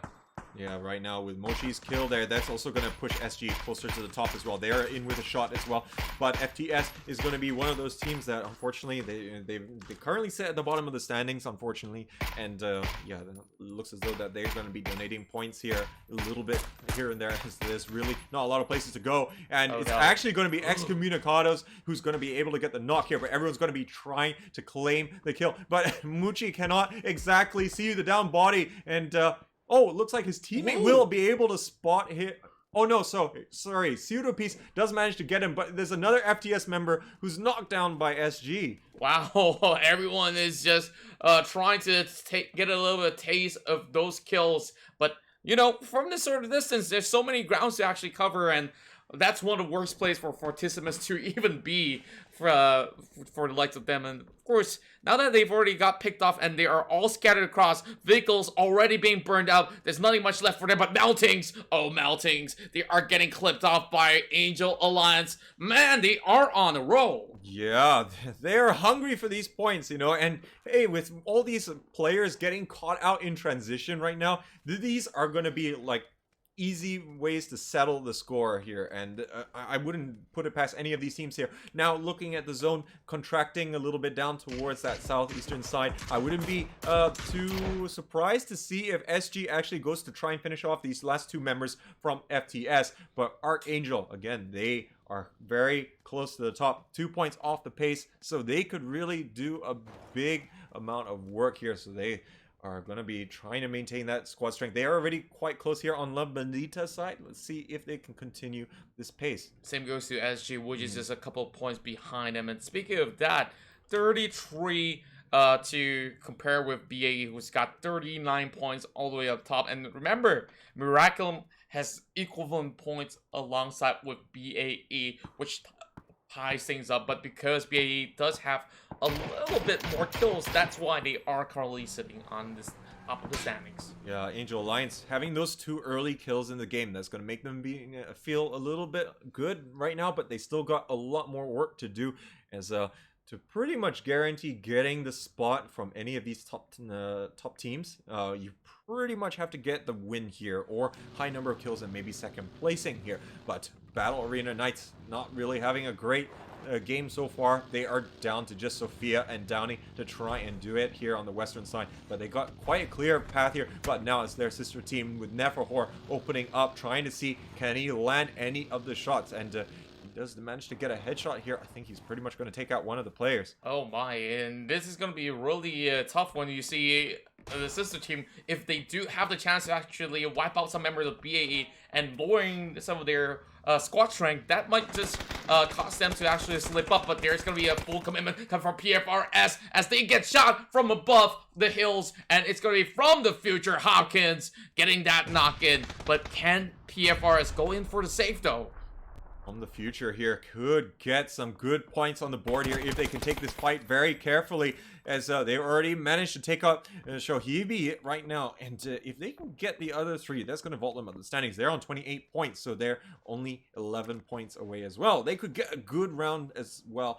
Now, with the 4 players that they have here, they are taking their time. They're going to move up here, but Muchi here is actually going to get taken down by the blue zone, and TNC Digos here is actually going to oblige in terms of stealing the kill. Oh, now a lot of nades have been lobbed in from inside of FTF. Same goes to smoke just to blind them up. So this is going to be a big invade, and they will just rush right in. But members of PFRS, they have already been blinded up, and one great nade have almost connected towards the lights of Halak. But oh my, here comes the ledge grab coming through from the side of Teddy. He might just actually heard a couple of all these footsteps coming from Teddy itself.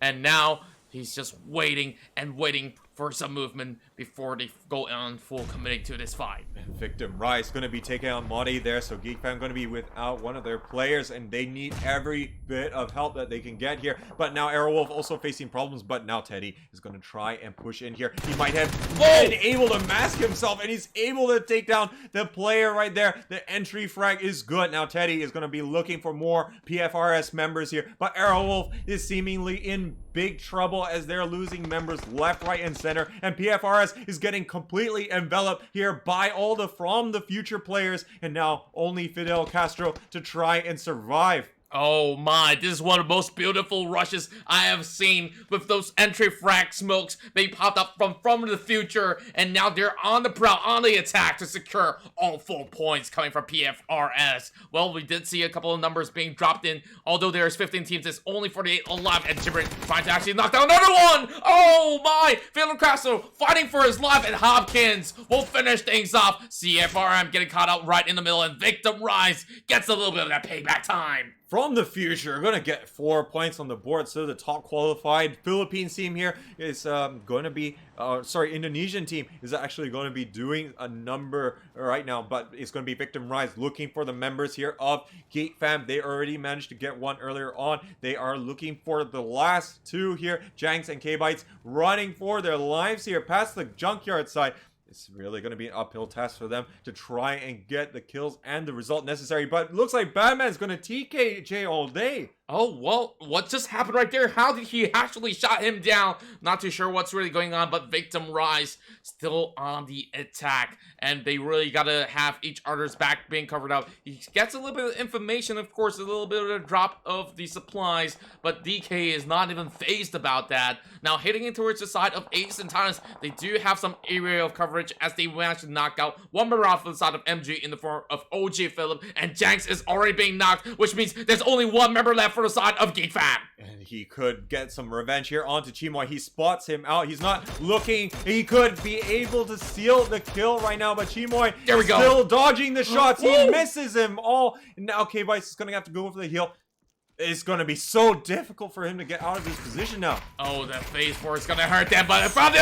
Oh, that's Fredo from downtown once again with a mid 14. And he might just be able to shred things too, but he's inside of smoke, losing a little bit of that side. One member down from the side of Geek Fam. So it's only down to K-Bytes to carry things out for the side of Geek Fam. One more hit, and that's coming up from the side of TNC Digos. And right now, SG and MG are going to be duking out here. They're both contenders. And right now, Miraculum Gaming is on the cusp of being able to take that first spot. But they are taking such a lot of long-range fire here. And just going to have to be a little bit more careful. Excommunicados still holding this corner of Minas Generales. They do have Angel Alliance nearby, but off screen we are seeing that there's going to be more tragedy for SG and also for BAE as well. They're taking some big hits here. Well, BAE losing Loki's right across, and now that circle is going to be zooming in towards Archangel Predator. This is going to be great news for the Philippines, of course. Now, there is still Ace and Titans right down below the ridge. BA Knights fighting against their sister team, of course. Now, FTS coming really closely as Mako goes in for that pickoff. Baby Rage out for the game, and TNC Digos definitely showing their strength as we see a lot more tabs coming in to actually take them off inside the smoke. And right now, they're trying to put those finishing touches there onto SG. They got nowhere to go. And this looks as though that their tournament life here might be on the line unless they could get out of this one. But doesn't really look all that great, but there's still all this full strength squad of TNC Digos who's going to continue rotating around the side. They still have all the players there from Miraculum Gaming that they could really put a big dampener. They're actually all holed up still in that shack, and I think they might have given their position a little bit away. Yeah, they definitely did give out the position, but look at how they just crawl through like ants. And as for MJ, this is definitely the next level strat that we're relying on. But one great name might just actually come true. But everyone's just pointing a gun right outside the door, hoping that they would be able to fight off any sort of pressure coming in, hoping somebody does not drive right in. But 69 and some members of Angel Alliance is falling flat, and here comes some taps coming from Anji, almost connecting. He's finding the final touches, but it does not seem to be enough. Mako coming from the back as well, and there will be Molotov burning down Nan. And oh, here comes the spray coming from Icon DS. Asen is going to try to find a way out. DK gets shredded down. And right now, Asen just trying to survive here in the building as DK Esports just pushing in, but SG is going to get taken out. That's their tournament hopes off the books right now. And now Kane is trying to put the finishing touches. It's only going to be him and Aurelia that has left to try and survive. They're trying to get up their team members here, but there's going to be from the future as well moving in here. We know that they are bloodthirsty right now, and they are pressing the issue. Oh my, Kane just tried to actually hop right up, but he gets caught up by Teddy as we see Aurelia, the last hope, and oh my, it's only down to live action, and they are now out of the game. Oh, so Asen here is being completely swamped here.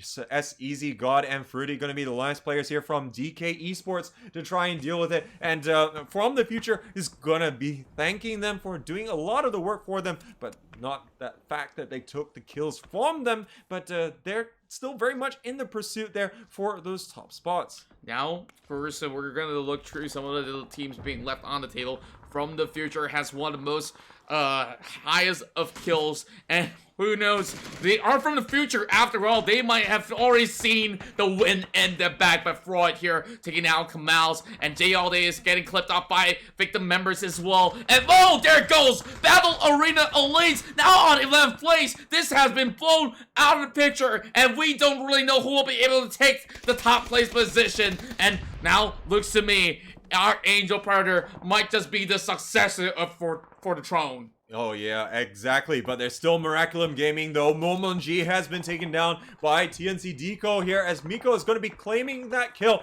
But Battle Arena Elites, I don't think they managed to get any kills here in this game. That's really not going to help them out here. But Angel Alliance is still alive through Hemorrhage. He's going to take down more and more of the Excommunicado members here. But Fruity is getting absolutely stormed. Maestro is the last player left here, as he has to try and survive the onslaught. But he's able to take another player down. Teddy goes down after that exchange there, and it's actually going to be Excommunicados that gets excommunicated by Angel Alliance. Now, speaking of Angel Alliance, of course, there's even more pressure coming in. Oh, the big Nate flying through the window, and DK wipes out Miraculum Gaming. Oh, and looking at this is absolutely chaotic right now. 6 teams remaining here, and only a few teams in the shot of getting it. And now Archangel, seemingly very quiet in this game here, is looking to use that full squad strength and control the center of the zone. They are moving towards TNC Digos, and to try and seal the deal here, if they can get a few more points, they're going to be in with a great shot of overtaking BAE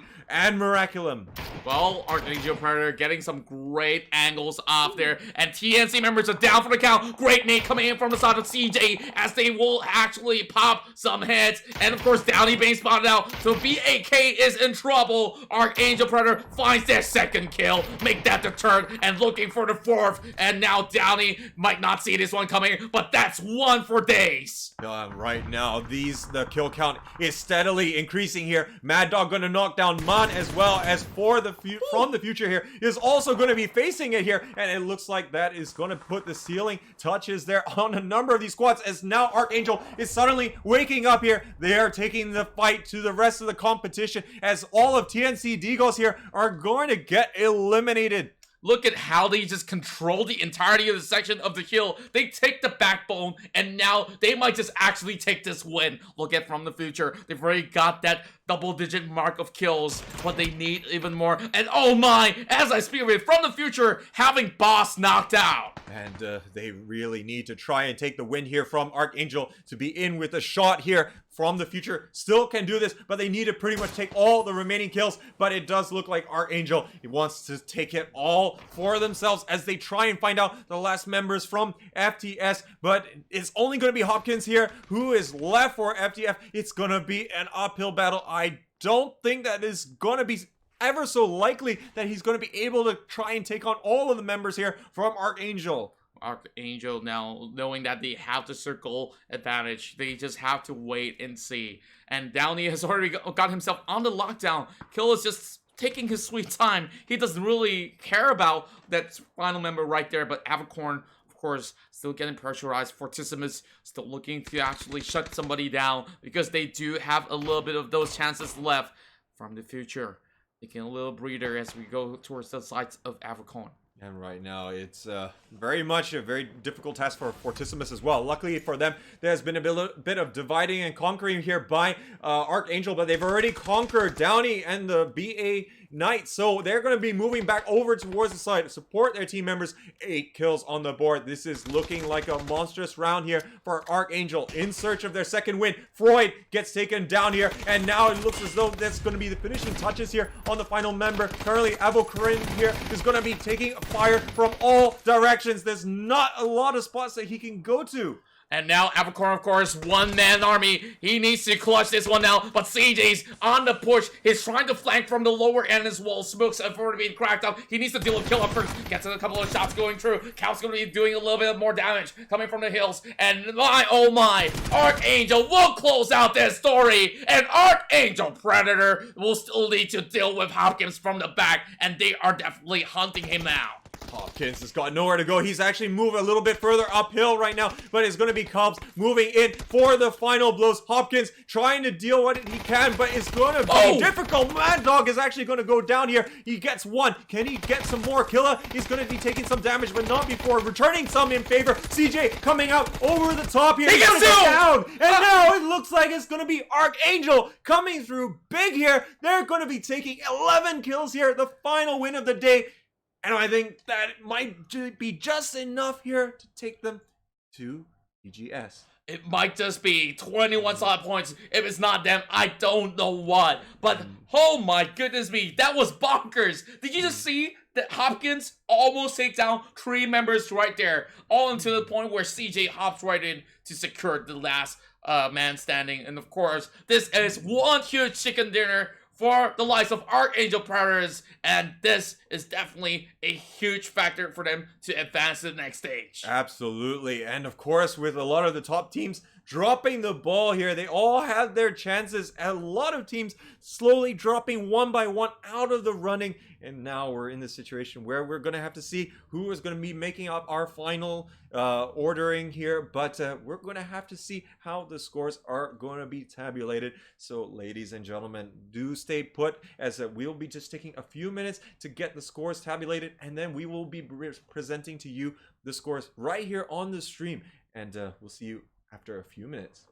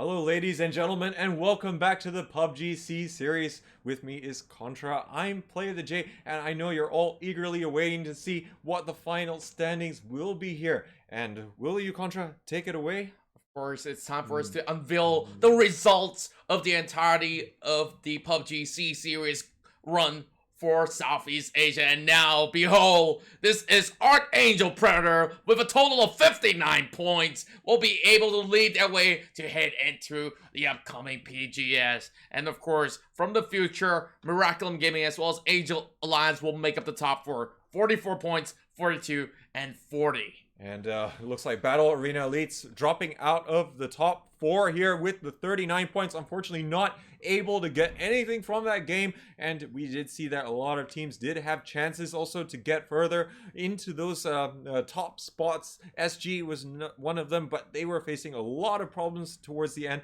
We said Geek Fam as well. They were placed 7th before coming into this final round. They had a very good chance as well of getting in there. They just needed to have a nice big game, but unfortunately, it wasn't going to happen. And it was really Archangel making sure that they can clutch out with the strong team performance from the future, was trying to do all that they could. They were rushing after all the kills. Unfortunately, they weren't able to overcome the Archangel Predator boys right at the end. Well, I gotta give props to all the players that have played out from the rest of the day. And of course, through those qualifying rounds in their respective country, of course, we give them a big round of applause for that. And of course, big round of applause for all of you guys as well. And by the way, from the future, Miraculum Gaming as well as Angel Alliance will be, of course, playing through another set of tournament, which is to come in the future, perhaps. Not too sure about that, but of course, Archangel Predator will be advancing and towards the next stages, of course. So, as for all of you that have been staying true, supporting your favorite teams, we thank you guys so much. And of course, Jay, what was some of your favorite moments of the entirety of the tournament? I think there are just quite a lot here that I couldn't really quite pin it on. I think the Sanhok rounds were really the kind of highlight to me, just because of the absolute chaoticness. I think both of the circles being on the smaller islands as well just made the whole game a lot more dynamic and interesting, and of course warming up to the prospect of seeing more and more Sanhok in the future. Yeah, I definitely would love seeing some of all those Sanhok rounds, but those Miramar rounds were definitely very intense, and it's always fitting to see how the game ends out. And of course, what better way for them to actually end it up with a really high kill volume game for the finisher, and well, how tides have actually turned. And of course, with Archangel now representing SEA, they'll be making our names proud in the international stages. Absolutely. So big congratulations to them, but still GG and well played to all the teams that participated over the course of this week with their respective qualifiers and culminating in today's competition as well. But not everyone can win, unfortunately, but I hope that this is going to continue motivating the teams here to continue to perform and practice, and we'll be seeing them all very soon, I'm sure. And of course, from me as well as Jay, would like to thank you guys for watching from start to the finish, or if you guys just tune in, of course, thank you so much for hanging out with us here. This entirety of the tournament has been brought to you by PUBG Corporation, Geek Events, K&K Revolution, Cause and Effect, and of course, Livescape. So till then, for the next tournament to come, we'll see you guys next time. Of course, from Jay, we'll bid you guys good night.